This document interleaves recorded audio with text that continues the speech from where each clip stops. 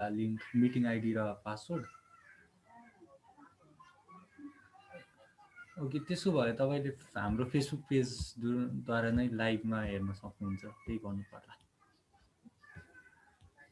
Live नै सुरु भइसक्यो। हजुर हजुर हजुर हजुर हुन्छ हस् हुन्छ। ओके, हामी चाहिँ लाइभ गइसक्यो होला होइन? आएको छैन दाइ। किन नाम आइसक्यो? त्यसो भए तपाईँले हाम्रो फेसबुक पेजद्वारा नै लाइभमा भइसक्यो। थोरै ढिलो हुँदो रहेछ।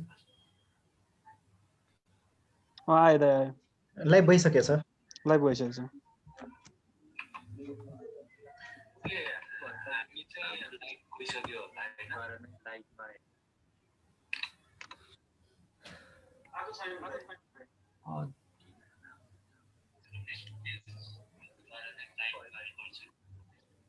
अनि एउटा चाहिँ हामीहरू भित्रैबाट चाहिँ सबैजनाले आफ्नो इन्टरनल केही कुरा गरिरहेछ भने म्युट गरौँ है।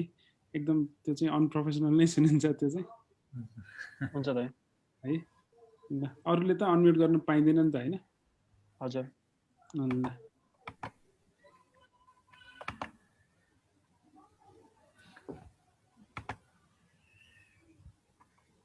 एडमिट गर्दा हुने हो?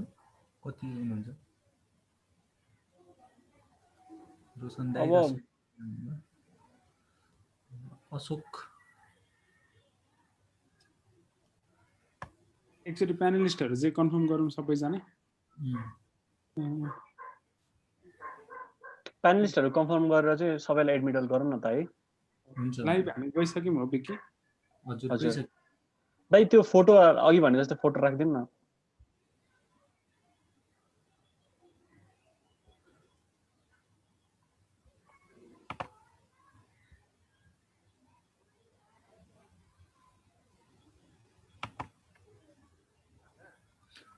तिमी आएनौ यता? ल ल, नाम के छ? अशोक छ? ओके, जोइन हुँदैछन्।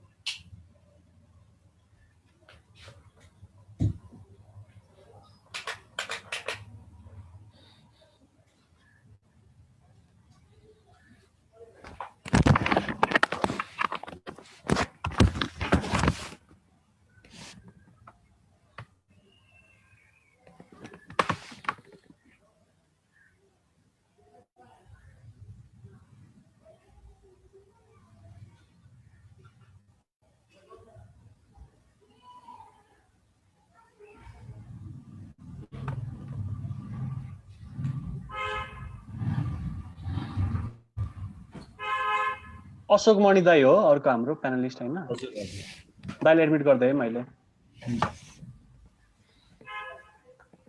विनय दाइ नै आउनु भयो जस्तो छ। विनय पौडेल, हजुर। मैले एडमिट गरेँ। सौरभको इन्टरनेट अलिकति प्रब्लम भएको थियो। आउँदैछ।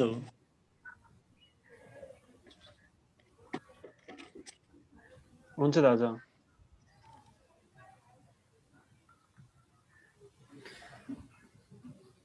ओके, हामी चाहिँ सर्टली बिगिन गर्दैछौँ। अहिले प्यानलिस्टहरू 4जना आइसक्नु भएको छ। अब हाम्रो दिप दाइ बाँकी है? हजुर। ए ल, दिप दाइ आउनु भएपछि चाहिँ एडमिट गर्न राख्छौँ। अनि त्यो ब्रो त्यो सेयर गरिदेऊ न त्यो ब्यानर।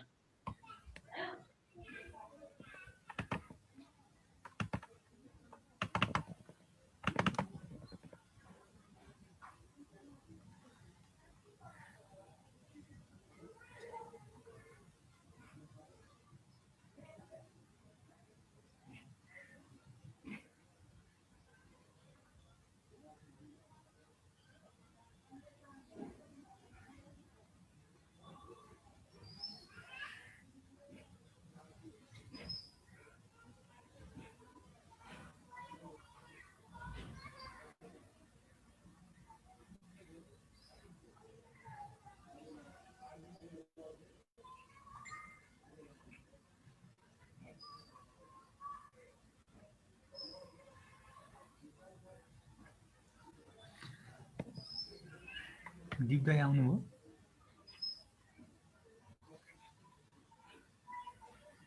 छैन मैले भर्खरै फोन गरेर आइहाल्यो भन्छु। अर्को जना छ नि त अर्को फेरि।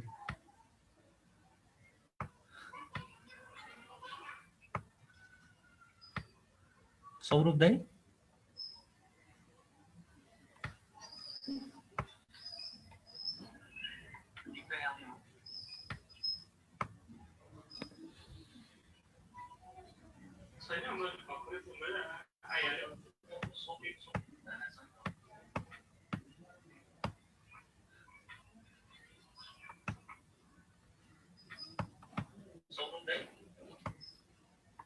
हजुर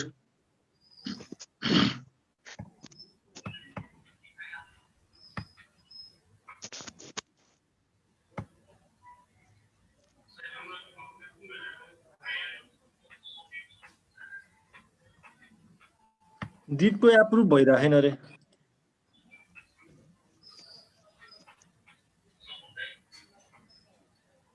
हजुर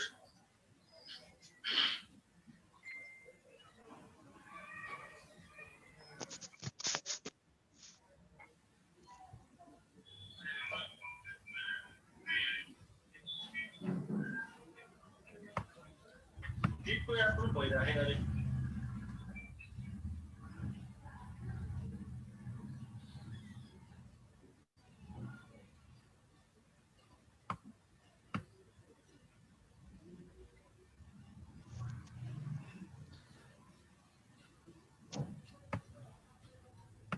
हेर्दै गर्दा हुन्छ। दाइहरूले नि एड गर्न मिल्छ भने गरिदिनु।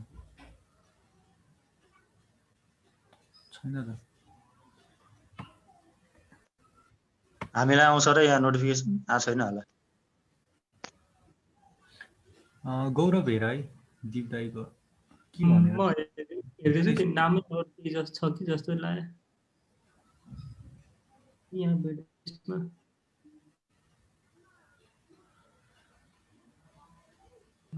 सबैलाई एडमिट गरिदिँदा हुन्छ होला नि त यो उसमा आइसक्नु। दाइ पनि पर्नु तर दाइको अनम्युट गरिदिनु पर्यो नि त फेरि। एकचोटि कन्फर्म गरेर मात्रै गरौँ न एडमिट गरौँ। त्यही त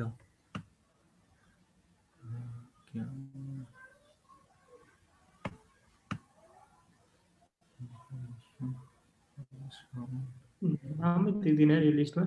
त्यही त दाइलाई कल गर्नुपर्छ क्या। उसको नाम चाहिँ के छ भनेर सोधिरहेको छ। दाइको नाम सन्दीप त होइन नि, सन्दीप भुषाल चाहिँ छ कि त। दाइले टाइम लागिरहेछ भने हामी स्टार्ट गर्दै गरे नि हुन्छ नि। एक त भइसक्यो है, लाइक 100 हुन लागिसक्यो। अँ, होइन आइसक्नु भयो, एप्रुभ भएको छैन भनेपछि के नाम हो भन्ने थाहा भएन कि। फोन गरेर एकचोटि सोध त गौरव। नाम दिप कमल नै छ अरे।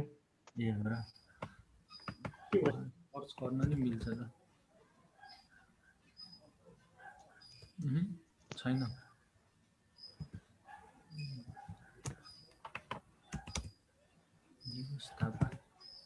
दीपिका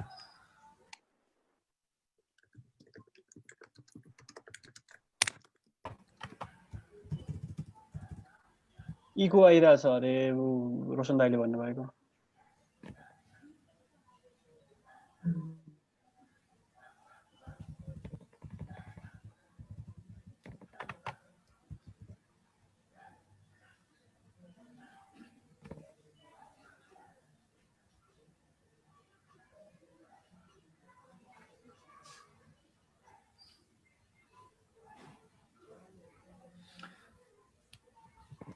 दिप दाइको छैन के।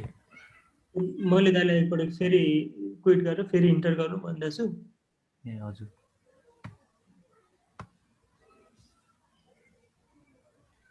कस्तो झगडा।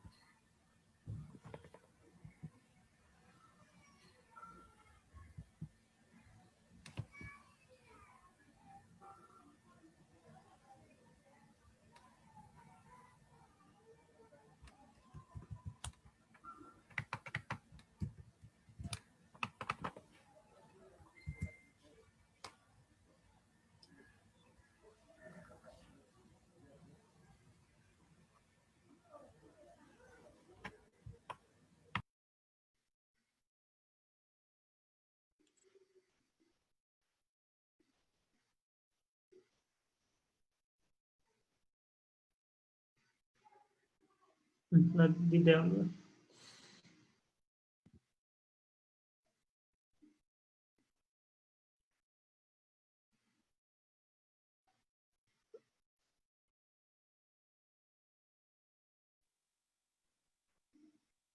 दिँदै आउनुभयो त अँ भाइ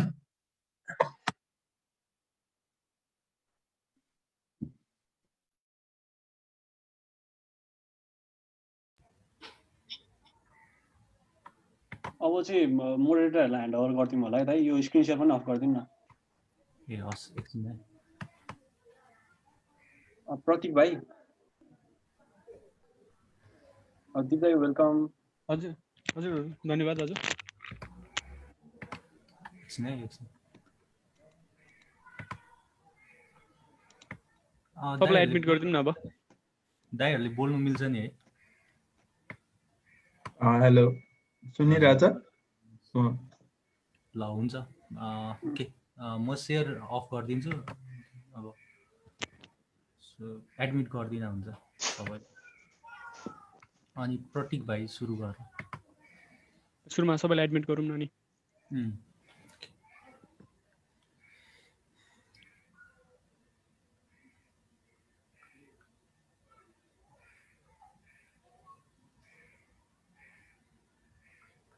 हेलो गाइज दाजु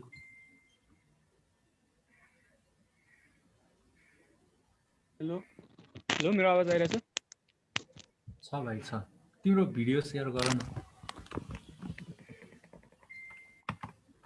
ठिक छ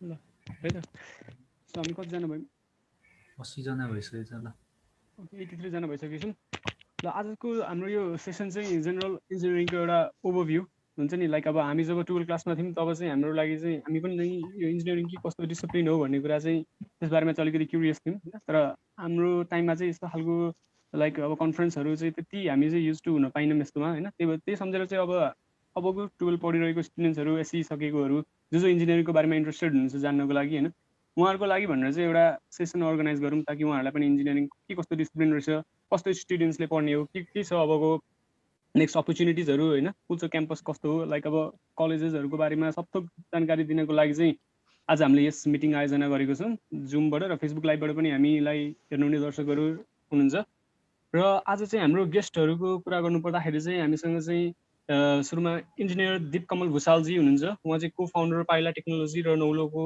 पनि को फाउन्डर हुनुहुन्छ र एन्टरप्रेन्योर पनि हुनुहुन्छ त्यही भएर जो स्टार्टअपको बारेमा जान्न चाहन्छ हामी पक्कै पनि उहाँसँग कुराकानी गर्ने नै छौँ त्यसै गरी हामीसँग हुनुहुन्छ इन्जिनियर अशोक मणिजी र उहाँ चाहिँ सिभिल इन्जिनियर हुनुहुन्छ ST engineering and consultancy private लिमिटेडमा त्यसै गरी इन्जिनियर विनय सिग्दलजी उहाँले चाहिँ अहिले एनइएमा चाहिँ electrical engineer as an electrical engineer काम गरिरहनु भएको छ र पुल्चोक क्याम्पसबाट मास्टर्स इन पावर सिस्टम उहाँले गर्नुभएको थियो त्यसै गरी इन्जिनियर सौरभ ढुङ्गानाज्यू उहाँले चाहिँ मेकानिकल इन्जिनियरिङ रिलेटेड हुनुहुन्छ उहाँ र मास्टर्स र ब्याचलर्स दुवै पुल्चोक क्याम्पसबाट गर्नुभएको र त्यसै गरी हामीसँग एफएससीको प्रेसिडेन्ट आर्किटेक्ट रोशन थापा मगरज्यू हुनुहुन्छ र उहाँसँग पनि आइबी एडमिनिस्ट्रेसनसँग रिलेटेड हामी क्वेसन्सहरू त राख्ने नै छौँ सो तपाईँहरू सबजना रेडी हुनुहुन्छ त अब जति पनि हामीलाई हेरिरहनु बसिरहनु भइरहेको छ तपाईँहरू चाहिँ आफ्नो क्वेसन्सहरू कमेन्ट सेक्सनमा पनि गर्न सक्नुहुन्छ यहाँ जुमबाट पनि जो हुनुहुन्छ उहाँहरू पनि कमेन्ट सेक्सनमा लेखेर ल वी आर रेडी भनेर लेख्नुहोस् र म आजको कार्यक्रमलाई फर्मली अगाडि बढाउन गइरहेको छु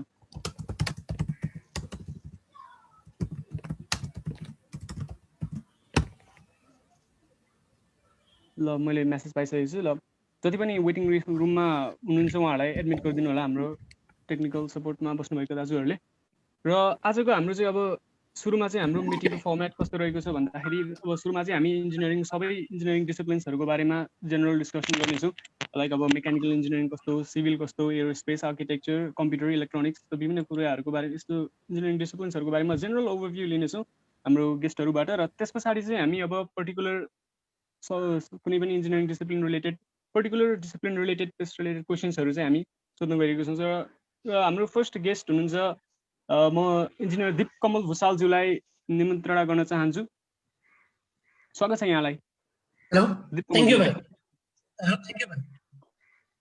दीप कमलजी हेलो सुनिरहेको छु हजुर सुनिरहेको छौँ हामी हजुरले चाहिँ जुन अब पुल्चोक क्याम्पसमा आएर चाहिँ हजुरले इलेक्ट्रोनिक्स एन्ड कम्युनिकेसन इन्जिनियरिङ गर्नुभयो, त्यस पछाडि पाइला एन्ड नौलो रेस्टुरेन्टको पनि सायद हजुर सिइओ अथवा म्यानेजिङ डिरेक्टर अथवा त्यही कुनै पोजिसनमा हुनुहुन्छ होला।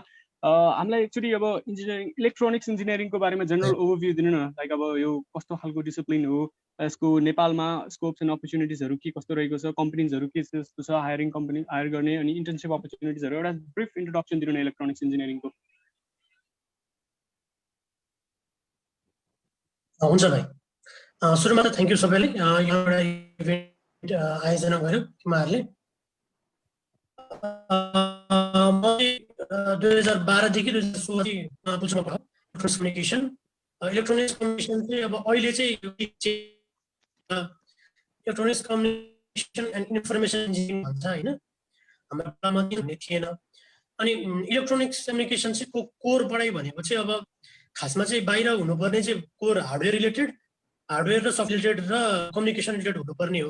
हाम्रोमा चाहिँ त्यस्तो धेरै हार्डवेयर मात्र पढाए पनि हामी धेरै चाहिँ कम्युनिकेसन प्लस सफ्टवेयर मै धेरैजनाको चाहिँ इन्गेजमेन्ट हुन्छ। त्यो विषय नै हार्डवेयर विषय नै नेपालको लागि चाहिँ बढी नभएको हुनाले मान्छेको इन्ट्रेस्ट त्यसमा हुन्छ। तर यो इन्जिनियरिङमा ओभरअल पढ्ने भनेको चाहिँ हामीले computer systems, computer software, computer hardware, architecture, अनि त्यसपछि मेजर भनेको चाहिँ कम्युनिकेसनमा चाहिँ अब डिजिटल कम्युनिकेसन, एनालग कम्युनिकेसन, जुन यो टेलिकम सेक्टरमा टेलिकममा आइएसपीजहरूमा एप्लिकेबल हुने सेटेलाइट कम्युनिकेसनहरू यस्तोहरू पढ्छौँ बढी चाहिँ।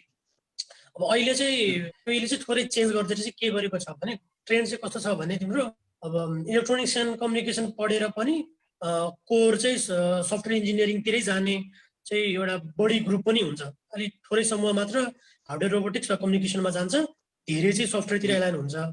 अहिले चाहिँ त्यसलाई एड्रेस गरेर चाहिँ आइओईले चाहिँ अब सिलेबसमै कोर्समै चाहिँ अब कम्प्युटर सफ्टवेयर रिलेटेड चाहिँ पढ्नुपर्ने फन्डामेन्टल कुराहरूलाई नै इन्क्लुड गरेर अहिले चाहिँ अझै राम्रो बनाएको छ।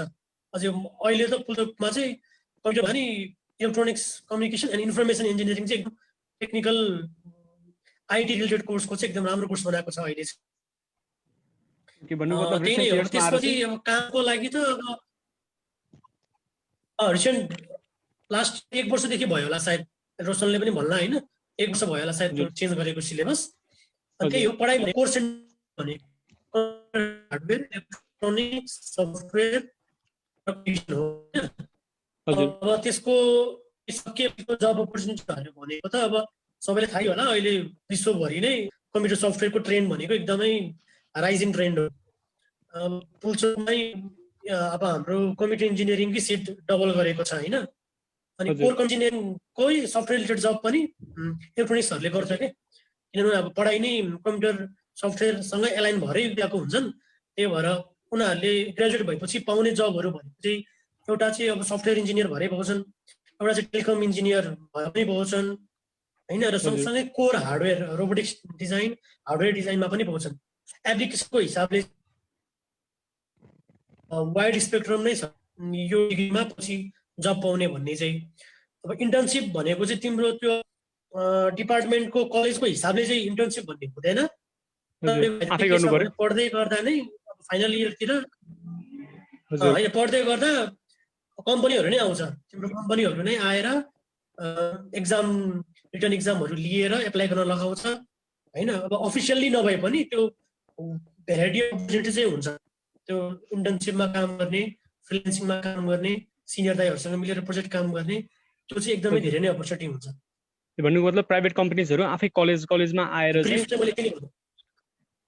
भने पछाडि लाइक जुन यो प्राइभेट कलेजहरू आइरहेको छ यो चाहिँ पुल्चोक क्याम्पसमा मात्रै खास गरिकन आउने हो कि अरू प्राइभेट कलेजेसहरूमा पनि अथवा अरू गभर्मेन्ट कलेजेसहरूमा पनि उत्तिकै मात्रामा आउने हुन्, अथवा बेसी फोकस चाहिँ पुल्चोकलाई गर्ने हो कि?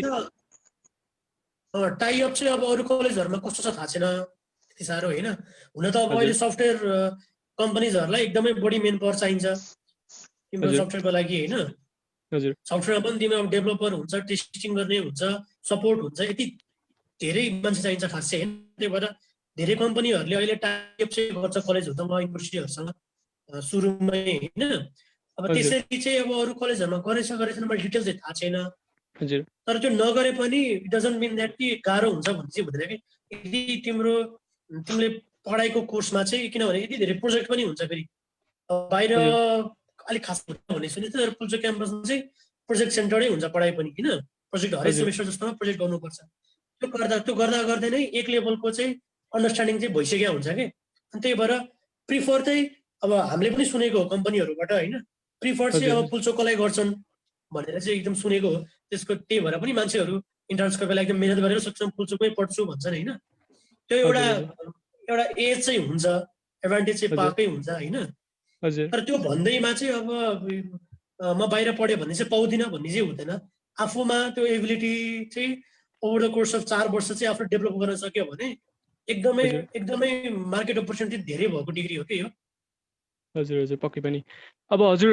पाइला टेक्नोलोजी र नौलो रेस्टुरेन्टको चाहिँ हजुर एउटा सिइओ हुनुहुन्छ होइन फाउन्डर हुनुहुन्छ हजुरलाई यो आइडिया चाहिँ कलेज पढ्दा पढ्दै आयो कि कलेज सकिसके पछाडि आएको अथवा भनौँ कसरी स्टार्ट गर्नुभयो यस्तो छ अब कस्तो छ भने अब हामी हुर्किँदाखेरि हाम्रो फेज भनेको चाहिँ अब स्टार्टअप कल्चर चाहिँ एकदमै राइज भएको फेज हो होइन अझै पनि सफ्टवेयरमा काम गर्ने धेरै भाइहरू सानैदेखि नै जोइन हुने बित्तिकै नै केही क्रिएटिभ आइडियामा चाहिँ काम गर्न खोजिरहेको हुन्छ एउटा ग्रुप बनाएर होइन त्यो भनेको चाहिँ अब हामी इन्फ्लुएन्स भयो बाहिरको फेसबुक माइक्रोसफ्ट एमाजोनहरू देखेर चाहिँ हामी खास इन्फ्लुएन्स भयो होइन अनि नेपालमा पनि अहिले सफ्टवेयर रिलेटेड चाहिँ क्रिएटिभ काम गर्ने कल्चर चाहिँ बिस्तारै बढ्दैछ अनि अब ग्रेजुएट भएपछिको फर्स्ट अप्सन भनेकै अब कि जब गर्ने कि बाहिर जाने नै हुन्थ्यो भने आफ्नै बिजनेस गर्ने भन्नेमा चाहिँ हामी पुगेर साथीहरूसँग मिलेर खासमा चाहिँ एउटा खास ट्रायल जस्तै थियो यति ठुलो भइन्छ भन्ने चाहिँ खास सुरुमा थिएन होइन अब ग्रुप बन्यो अनि काम मिलेर गरौँ आफै काम गरौँ अब किनभने रोबोटिक्स सेक्टरमा काम भन्ने नेपालमा पाउँदैन अनि हाम्रो टिमको कोर टिम मेम्बरहरू चाहिँ अब पुल्चोक क्याम्पसको अर्को एउटा राम्रो पक्ष भनेको रोबोटिक्स क्लब हो अब जहाँ चाहिँ मेकानिकल इलेक्ट्रोनिक्स कम्प्युटर इलेक्ट्रिकलको सबै विद्यार्थी मिलेर एकदम इनोभेटिभ एकदम टेक्निकलले नै एकदम राम्रो कामहरू गर्छन् प्रोजेक्टहरू गर्छन् नेपाललाई रिप्रेजेन्ट गरेर बाहिर जान्छन् होइन हो त्यो कोर टिम मेम्बर त्यस्तो टिम मेम्बर भएको चाहिँ हामी क्लासमेटहरू चाहिँ थियौँ अनि ग्रेजुएट पछि चाहिँ ओके आफै यस्तोमा काम गरौँ न त भनेर चाहिँ खास त्यो आइडिया इन्सेप्सन भएर अनि काम सुरु गरे हो हजुर ठिक हो यहाँ मलाई भर्खरै एउटा मेसेज आएको छ पाइला टेक्नोलोजीको बारेमा केही भनिदिनु न भनेर कुरा आएर क्वेसन गर्नु भएको छ एकजना र साथीले पाइला टेक्नोलोजी र नौलोको बारेमा यसो केही भनिदिनुहोस् पाइला टेक्नोलोजी भनेको चाहिँ अब 2016 डिसेम्बरमा हामी ग्रेजुएट भएपछि इस्टाब्लिस गरेको कम्पनी हो हामी अक्टोबर नोभेम्बरमा ग्रेजुएट भयौँ डिसेम्बरतिर कम्पनी खोल्यौँ अनि मेन पर्पस भनेको चाहिँ अब हार्डवेयर सफ्टवेयर सबै कामहरू गर्ने प्रोजेक्टहरू गर्ने थियो अनि त्यसपछि हामी रोबोटिक्समा छिर्यौँ नेपाल एसबिआईहरूको चाहिँ प्रोजेक्ट पाएपछि चाहिँ हामी नेपालमा ह्युमनोइड रोबोट बनाउनतिर लाग्यौँ जस्तै गरेर चाहिँ हामी 2 वर्षमा हामीले नेपाल एसबिआई ब्याङ्कमा कृतिपुरको बिपी कोइराला म्युजियममा अनि भर्खरै एयरपोर्टमा हामीले रोबोटहरू राख्यौँ त्यसपछि हामीले बाहिर रोबोट एक्सपोर्ट गर्ने हिसाबले चाहिँ अनि हामीले वेटर रोबोट बनायौँ जो चाहिँ अनि हामीले नौलो भनेर रेस्टुरेन्ट खोल्यौँ दलबागमा जुन चाहिँ फुल्ली डिजिटल रोबोटिक रेस्टुरेन्ट हो त्यो खोलेर खास त्यहाँ चाहिँ हामीले प्रोडक्ट टेस्टिङ गरे एउटा चाहिँ विदेश रोबोट पठाउनुभन्दा पहिला चाहिँ त्यो टेस्टिङ गरेको खासमा चाहिँ अनि अब अहिले अब यो कोभिड पछि चाहिँ हामी अहिले भेन्टिलेटरहरूमा काम गर्दैछौँ अनि नर्सिङ रोबोटहरू अब कोभिड-19 को पेसेन्टहरूलाई चाहिँ मान्छेसँग इन्टरेक्सन कम गराउन चाहिँ खाना दबाई पुर्याउने रोबोट त्यस्तो र अनि भेन्टमा चाहिँ अहिले काम गर्दैछौँ एज होल हामी कोर चाहिँ रोबोटिक्स र एआईमा काम गर्ने कम्पनी हो यसमा पुल्चोककै भाइहरू नै काम गर्छ मेजोरिटी नै इन्टर्नसिपमा पनि अब हामी डिपार्टमेन्टसँग कोलाबोरेट गरेर वर्षको 2टा प्रोजेक्ट जति हामी इन्टर्नसिप गराउँछौँ हामी केयुसँग पनि केयुसँग पनि कोलाबोरेट गरेर गर्छौँ त्यही नै हो हजुर पक्कै पनि जुन नेपालको जुन एउटा ट्रेन्ड रहेको छ आई मिन ब्याचलर सकिसके पछाडि कि त फरेन जाने कि त नेपालमै कहीँ जब गर्ने यो ट्रेन्डलाई चाहिँ हजुरहरूले ब्रेक गर्दै स्टार्टअप पनि गर्न सकिन्छ एउटा आफ्नै कम्पनी खोलेर पनि केही गर्न सकिन्छ इनोभेटिभ बन्न सकिन्छ भन्ने चाहिँ एउटा जुन एक्जाम्पल सेट गर्नुभएछ पक्कै पनि हजुर चाहिँ जो पनि हामी जस्तो भर्खरै इन्जिनियरिङ जोइन गर्दै गरेका एक्सपिरियन्सहरू छन् हाम्रो लागि हजुरहरू चाहिँ एउटा हुन्छ नि एउटा रोल मोडलको रूपमा इस्टाब्लिस हुनुभएको छ यहाँको कम्पनीको लागि हार्दिक शुभकामना दिँदै अब म नेक्स्ट गेस्टतर्फ जान चाहेँ। हाम्रो नेक्स्ट गेस्ट हुनुहुन्छ इन्जिनियर अशोक मणिजी। अशोकजी स्वागत छ यहाँलाई कार्यक्रममा। हजुर अशोक मणिजी चाहिँ सिभिल इन्जिनियर हुनुहुन्छ, अहिले एसडी इन्जिनियरिङ कन्सल्टेन्सी प्राइभेट लिमिटेडमा हजुर एज ए सिभिल इन्जिनियर काम गरिरहनु भएको छ होइन। अब हाम्रो चाहिँ अब दर्शकहरूलाई बताइदिनुहोस् न सिभिल इन्जिनियरिङ इन नेपाल के कस्तो छ त्यसको बारेमा सानो ओभरभ्यू दिनुहोस्। सिभिल इन्जिनियर भन्दा बित्तिकै सायद अस्ति पनि एउटा उसमा आएको थियो, सिएनएनले पनि एउटा न्युज लेखेको थियो, युएसमा शुद्ध सिभिल इन्जिनियर पढ्ने भनेको जे हुँदा पनि सिभिल इन्जिनियरले काम पाउँछ भन्ने हो। केही बनिरहेछ भने त्यहाँ सिभिल इन्जिनियर हुन्छ, त्यो हो जहाँ कतै त्यो चाहिन्छ नै। त्यही भएर सिभिल इन्जिनियर जताकतै चाहिने नै भयो। अब सबभन्दा बढी त हाम्रो नेपालमा इन्फ्रामा त्यो लेभलको डेभलपमेन्ट गरेकै छैनौँ, त्यही भएर सिभिल इन्जिनियर नेपालमा खाँचो छँदैछ। डेभलपिङ कन्ट्रीमा अलवेज त्यो जहिले पनि खाँचो हुन्छ। अनि त्यो लेभलको भनौँ न अब ठुल्ठुला कम्पनीहरू जसले चाहिँ कम्पिट गर्ने र इभन कन्स्ट्रक्सनमा पनि अब यही मात्रै कम्पनीले गर्ने भन्ने पनि छैन। अब त्यो लेभलको एक्सपर्टिज लिन पनि सक्दैनन् अनि सबै आफ्नै उसमा पनि छैन, सबै बजार हिस्सा नै आफूले एक्लै ओगटेको छैनन्। त्यसले गर्दाखेरि फाइदा चाहिँ छ सम्पूर्ण सिभिल इन्जिनियरलाई। एउटा कम्पनी मात्र गढेर बस्थ्यो भने सिभिल इन्जिनियरिङ भर्खर सकाएकाहरूलाई गाह्रो हुन्थ्यो जान, कहाँ काम गर्ने सबै उसैले प्रोजेक्ट दिन थाल्यो भने त भर्खरको मान्छेहरूलाई पनि गाह्रो हुन्छ। त्यो हुन्थ्यो तर हाम्रोमा त्यो छैन। हाम्रोमा सिभिल इन्जिनियरले मजाले कामदेखि लिएर सबै चिज पाउँछ नै, डेभलपिङ छ। त्यही भएर सिभिल इन्जिनियरको त्यो राम्रै खाँचो छ हाम्रोमा। यसको मार्केट फरेनतिर चाहिँ के कस्तो रहेको छ? लाइक नेपालमा त डेभलपिङ कन्ट्रीमा त अब अलिक धेरै हुने नै भयो होइन। लाइक नेपालदेखि बाहेक जो अलिकति फरेन जान्छु त्यता त्यही के गर्छु भन्ने सोच जसको छ भने उसले चाहिँ सिभिल इन्जिनियरिङ पढ्नु ठिक छ कि छैन?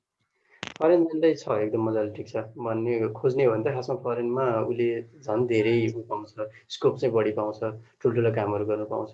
जस्तै अहिले हेर न एउटा डिजाइनरले गर्ने काम भनेको हाम्रो सामान्य घर बनाएर नक्सा बनाएर बसिरहेछन् हाम्रो सिभिल इन्जिनियरहरू। त्यसरी बसिरहेछन् भने बाहिरतिर गएर ब्रिजेसहरूको कुन स्ट्यान्डर्ड हुन्छ, कति समथिङ 100 मिटर्सको अग्लो भएको ब्रिजहरू बन्छन्, त्यस्तै छन्। त्यही भएर बाहिर चाहिँ बढी झन् एक्सपोजर हुन्छ र अझै पनि बाहिर त्यो रिसर्च बेस्ड छ। अनि त्यसमाथि धेरै नै त्यो माइन्डहरू जस्तै गर्ने भएको भएर चाहिँ उनीहरूले बाहिरतिर एकदम मजाको उ छ। अझै पनि मार्केट धेरै नै राम्रो छ, पढ्न पनि राम्रो छ अनि त्यसपछि काम गर्न पनि धेरै नै राम्रो छ बाहिर। हजुर भनेपछि फरेनमा पनि जति नेपालमा स्कोप छ त्यति फरेनमा पनि त्यही अनुपातमा चाहिँ स्कोप छ भन्न खोज्नुभयो है? नेपालमा जस्तै नेपालमा जति सजिलो छ त्यो नहोला होइन, बाहिर चाहिँ अलिक एक्स्ट्रा चाहिँ हुनु नै पर्छ। हुन त नेपालमा पनि हुनुपर्छ, तै पनि नेपालमा अब आफ्नै कन्ट्री भइसकेपछि एउटा फाइदा चाहिँ हुँदो रहेछ, सामान्य तरिकाले पनि हामी चल्न सकिहालिन्छ। बाहिर गइसकेपछि अलिकति बढी चाहिँ गर्नु नै पर्छ। त्यो सायद मेरो सिभिललाई मात्र होइन होला, अरूलाई पनि त्यो नै लागु हुन्छ जस्तो लाग्छ। हजुरले जुन कलेज पढ्दाखेरि ब्याचलर्स लेभलमा जुन इन्टर्नसिप अपर्च्युनिटिजहरू पाउनु भएको थियो कि थिएन? लाइक कम्पनीजहरू रिक्रुटमेन्ट गरेर आइरहेको थियो कि थिएन कि आफैले चाहिँ भिडेर मार्केटमा गएर कम्पनीजहरूमा खोजेर चाहिँ म इन्टर्नसिपको लागि चाहिँ सिभी अप्लाई गर्नुपर्ने अवस्था थियो कि कम्पनीजहरू आफै आएर चाहिँ हायर गरिरहेको अवस्था थियो? एउटा कुरा चाहिँ हाम्रो सिभिलमा इन्टर्नसिप भन्ने चाहिँ त्यस्तो छैन हाम्रोमा। इभन अब कोर्स वाइज त छँदै छैन नै, अनि आफै पनि गर्ने सिस्टमहरू अलिक कमै छ। खै किन हो त्यो ट्रेन्ड नै त्यस्तै, माहौल नै त्यस्तै भइदियो। अब चाहिँ अलिकति चेन्ज हुँदैछ। इभन रिसर्च बेस्डहरू पनि चलिरहेछन् अहिले, प्रोजेक्टहरू पनि कोही प्रोफेसर्सहरूले त्यता पनि फोकस गरिरहनु भएको छ, सायद चेन्ज गर्न खोजिरहनु भएको छ। अनि 2-3 जना प्रोफेसर्सहरू त्यता लाग्नुभयो, अनि त्यसपछि अहिले चेन्ज हुँदैछ। तर पनि इन्टर्नसिप भनेर हुन्छ नि पढ्दा पढ्दै गर्ने चिज, त्यो चाहिँ हुँदैन। पछि चाहिँ इन्टर्नसिप भनेर अफिसियल्ली नै ललितपुर महानगरपालिका अनि काठमाडौँ महानगरपालिकाले हाम्रो पालामा लिएको थियो। अहिले पनि सायद निरन्तरता गरिरहेको होला, सायद रोशन दाइलाई थाहा होला त्यो कुरा, एडमिनिस्ट्रेटिभ कुरा। त्यसरी चाहिँ इन्टर्नसिप लियो। पछि ठिक्क सकिँदा बित्तिकै इन्टर्नहरू लिएको थियो, 6 मन्थको इन्टर्नहरू तिनीहरूले पनि लिए। मैले भन्नुपर्दा चाहिँ अब त्यहाँ पनि धेरै त लिएन, अब थोरै मात्र स्टुडेन्टले लिएको थियो। त्यही भएर मैले चाहिँ खासमा आफै नै गएर सकिँदा बित्तिकै भनौँ न, इक्जाम सकिँदा बित्तिकै म भदौमा इक्जाम सकेँ, सायद असोजमा चाहिँ म एज ए इन्टर्न छिरेको थिएँ। हुन त म काम नै गर्ने पनि भइसकेको थिएँ त्यतिखेर, किनभने प्रोजेक्ट वर्कदेखि नै आफूले राम्रो गरेको हुनाले बाहिर चाहिँ घुल्न सजिलो हुन्छ। एउटा फाइदा सिभिल इन्जिनियरलाई त्यही हो, प्रोजेक्ट वर्क यदि राम्ररी गर्छ भने बाहिर चाहिँ सिधै काम गर्न पनि सक्छ। अलिकति सानो काम, एकचोटि ठुलो त नसक्ला, त्यो सानो काम चाहिँ गर्न सक्छ उसले। त्यही भएर इन्टर्नसिप भनेर पुरै सिक्ने पनि फेज भएन मेरो, जे होस् आफै नै गएर गर्ने भएँ। र त्यहाँ अब टिके पनि भनौँ न, आफूले मिहिनेत पनि गर्नु पऱ्यो इन्टर्नमा। अलिकति रिजल्ट आउँदासम्ममा त म अब मलाई मजाले लिन सक्ने भइसकेको थियो कम्पनीले। हजुर अहिले लाइक नेपालमा जुन ट्रेन्ड रहेको छ एलुमनाइजहरूको होइन उहाँहरू चाहिँ सिभिल इन्जिनियरिङबाट पास आउट भइसके पछाडि इम्प्लोइमेन्ट रेट के कस्तो छ लाइक कतिजना पास आउट हुन्छन् र कतिजना एभरेजमा भन्नुपर्दाखेरि कतिजनाले चाहिँ जब पाउँछन् ब्याचलर सक्ने बित्तिकै? यस्तो छ हाम्रोमा ब्याचलर सक्ने बित्तिकै जब पाउने भनेको खासमा सिभिल इन्जिनियरको चाहिँ अलि रेट कमै होला। किन कम छ भन्छु भने धेरै जसोले कस्तो खोजिरहेको छन् भने सानसानो कम्पनीहरू सानोहरू चलिरहेछन् क्या अहिले नेपालमा सिभिलको चिन्जानको आधारमा काम ल्याएर अनि जस गर्ने त्यस्तै सिस्टम छ। त्यसले गर्दाखेरि कस्तो हुन्छ भने उनीहरूलाई सबै काम आउँदैन, त्यो कम्पनीलाई सम्पूर्ण काम पनि आउँदैन। नआइसकेपछि उनीहरूले धेरै इम्प्लोइ पनि राख्न सक्दैनन्, बाहिर दिनुपर्ने हुन्छ अथवा फ्रिल्यान्सिङ पारेर दिनुपर्ने हुन्छ। कस्तोलाई दिने त भन्दा भर्खर पास आउट भएको त त्यति गर्न सक्दैनन्। अनि अथवा कि त जानेकै हुनु पर्यो, उसमा ज्ञान हुनु पर्यो। अनि ज्ञानै भएको एकदम त्यो चिज जानिसकेको मान्छेले मात्र पाइरहेको, जो चाहिँ सिक्नु खोजिरहेको छ। सुरुमा त सिक्नु पनि पर्छ नि त, सबैले जानेको त हुँदैन, अब एक्चुअल फिल्डको त जान्दैनन्। अनि तिनीहरूलाई चाहिँ अलिकति गाह्रो चाहिँ छ हाम्रोमा, मैले पनि देखिरहेको छु। तर पनि अब जस्तै कन्स्ट्रक्सन कम्पनीहरूले चाहिँ उनीहरूलाई लिएकै छ, उनीहरू त्यसबाट सिकेका पनि छन्, झन् धेरै राम्रो पनि छ। जस्तै हाइड्रो पावरमा जानेहरूलाई सुरुमै जाँदाखेरि नै राम्रै स्यालेरीदेखि नै उनीहरूलाई राखिदिन्छ, सिक्दाको फेजदेखि नै राम्रो स्यालेरी दिन्छ। अब 1 वर्षपछिको अवस्थामा त हाइड्रो पावरले धेरै नै पे गरिसकेको हुन्छ कन्स्ट्रक्सनकोमा चाहिँ। त्यसैले अलिकति गाह्रो चाहिँ छ, जान्नु चाहिँ पर्छ, आफूले त्यो सिप चाहिँ सिक्नुपर्छ, आफ्नो सिप राम्रो हुनु पर्यो।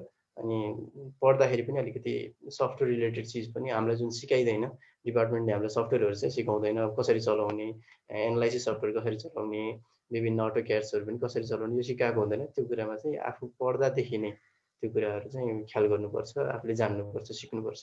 त्यो गऱ्यो भने चाहिँ बजारमा मजाले बोल्न सकिन्छ।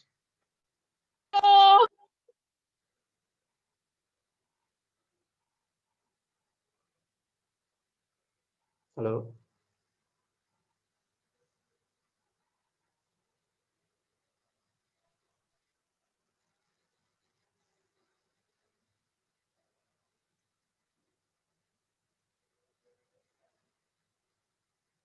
हेलो, म अफलाइन भएको कि तिमी अनलाइन नै छौ सब? ए ओके त कन्टिन्यू गरे हुन्छ एकछिन बरु। के भाइको चाहिँ गयो जस्तो छ। त्यही नै छ। अब म चाहिँ एक्चुअली अब अहिले जो चाहिँ सिभिल इन्जिनियरिङ सोचिरहेको छ तिनीहरूलाई हाम्रो सेक्टर्सहरू चाहिँ के छन् भनेर एउटा कुरा चाहिँ अलिकति बुझाउन चाहेँ। हाम्रो ब्रान्चहरू चाहिँ मेनली स्ट्रक्चर, मान्छेले सुरुमै सोच्ने सिभिल भन्ने बित्तिकै सोच्ने चाहिँ स्ट्रक्चर छ। यो चाहिँ एउटा अहिले भन्नुपर्दा चाहिँ सानो हिस्सा पनि भन्छु मैले, जहाँ कतै काम पनि लाग्छ, तर स्ट्रक्चर भनेको सानो हिस्सा। जस्तै फोर्सेसहरू कति आउँछन् कुनै पनि बिल्डिङमा, फोर्सहरू कति आउँछन्, त्यसलाई कसरी त्यो अब त्यसलाई कसरी ब्यालेन्स गर्न सकिन्छ, कसरी त्यो बिल्डिङले धान्न सक्छ, अथवा ड्यामले कसरी त्यो फोर्सहरूलाई धान्न सक्छ, हो यो फोर्सेसहरू। र त्यसलाई धान्न सक्ने कत्रो चाहिँ बनाउनुपर्छ, कति रड राख्नुपर्छ, अथवा स्टिल प्रयोग गर्यो भने कति मोटो स्टिल लिनुपर्छ, हो यो चिजहरू भनेको स्ट्रक्चरल इन्जिनियरिङ भयो।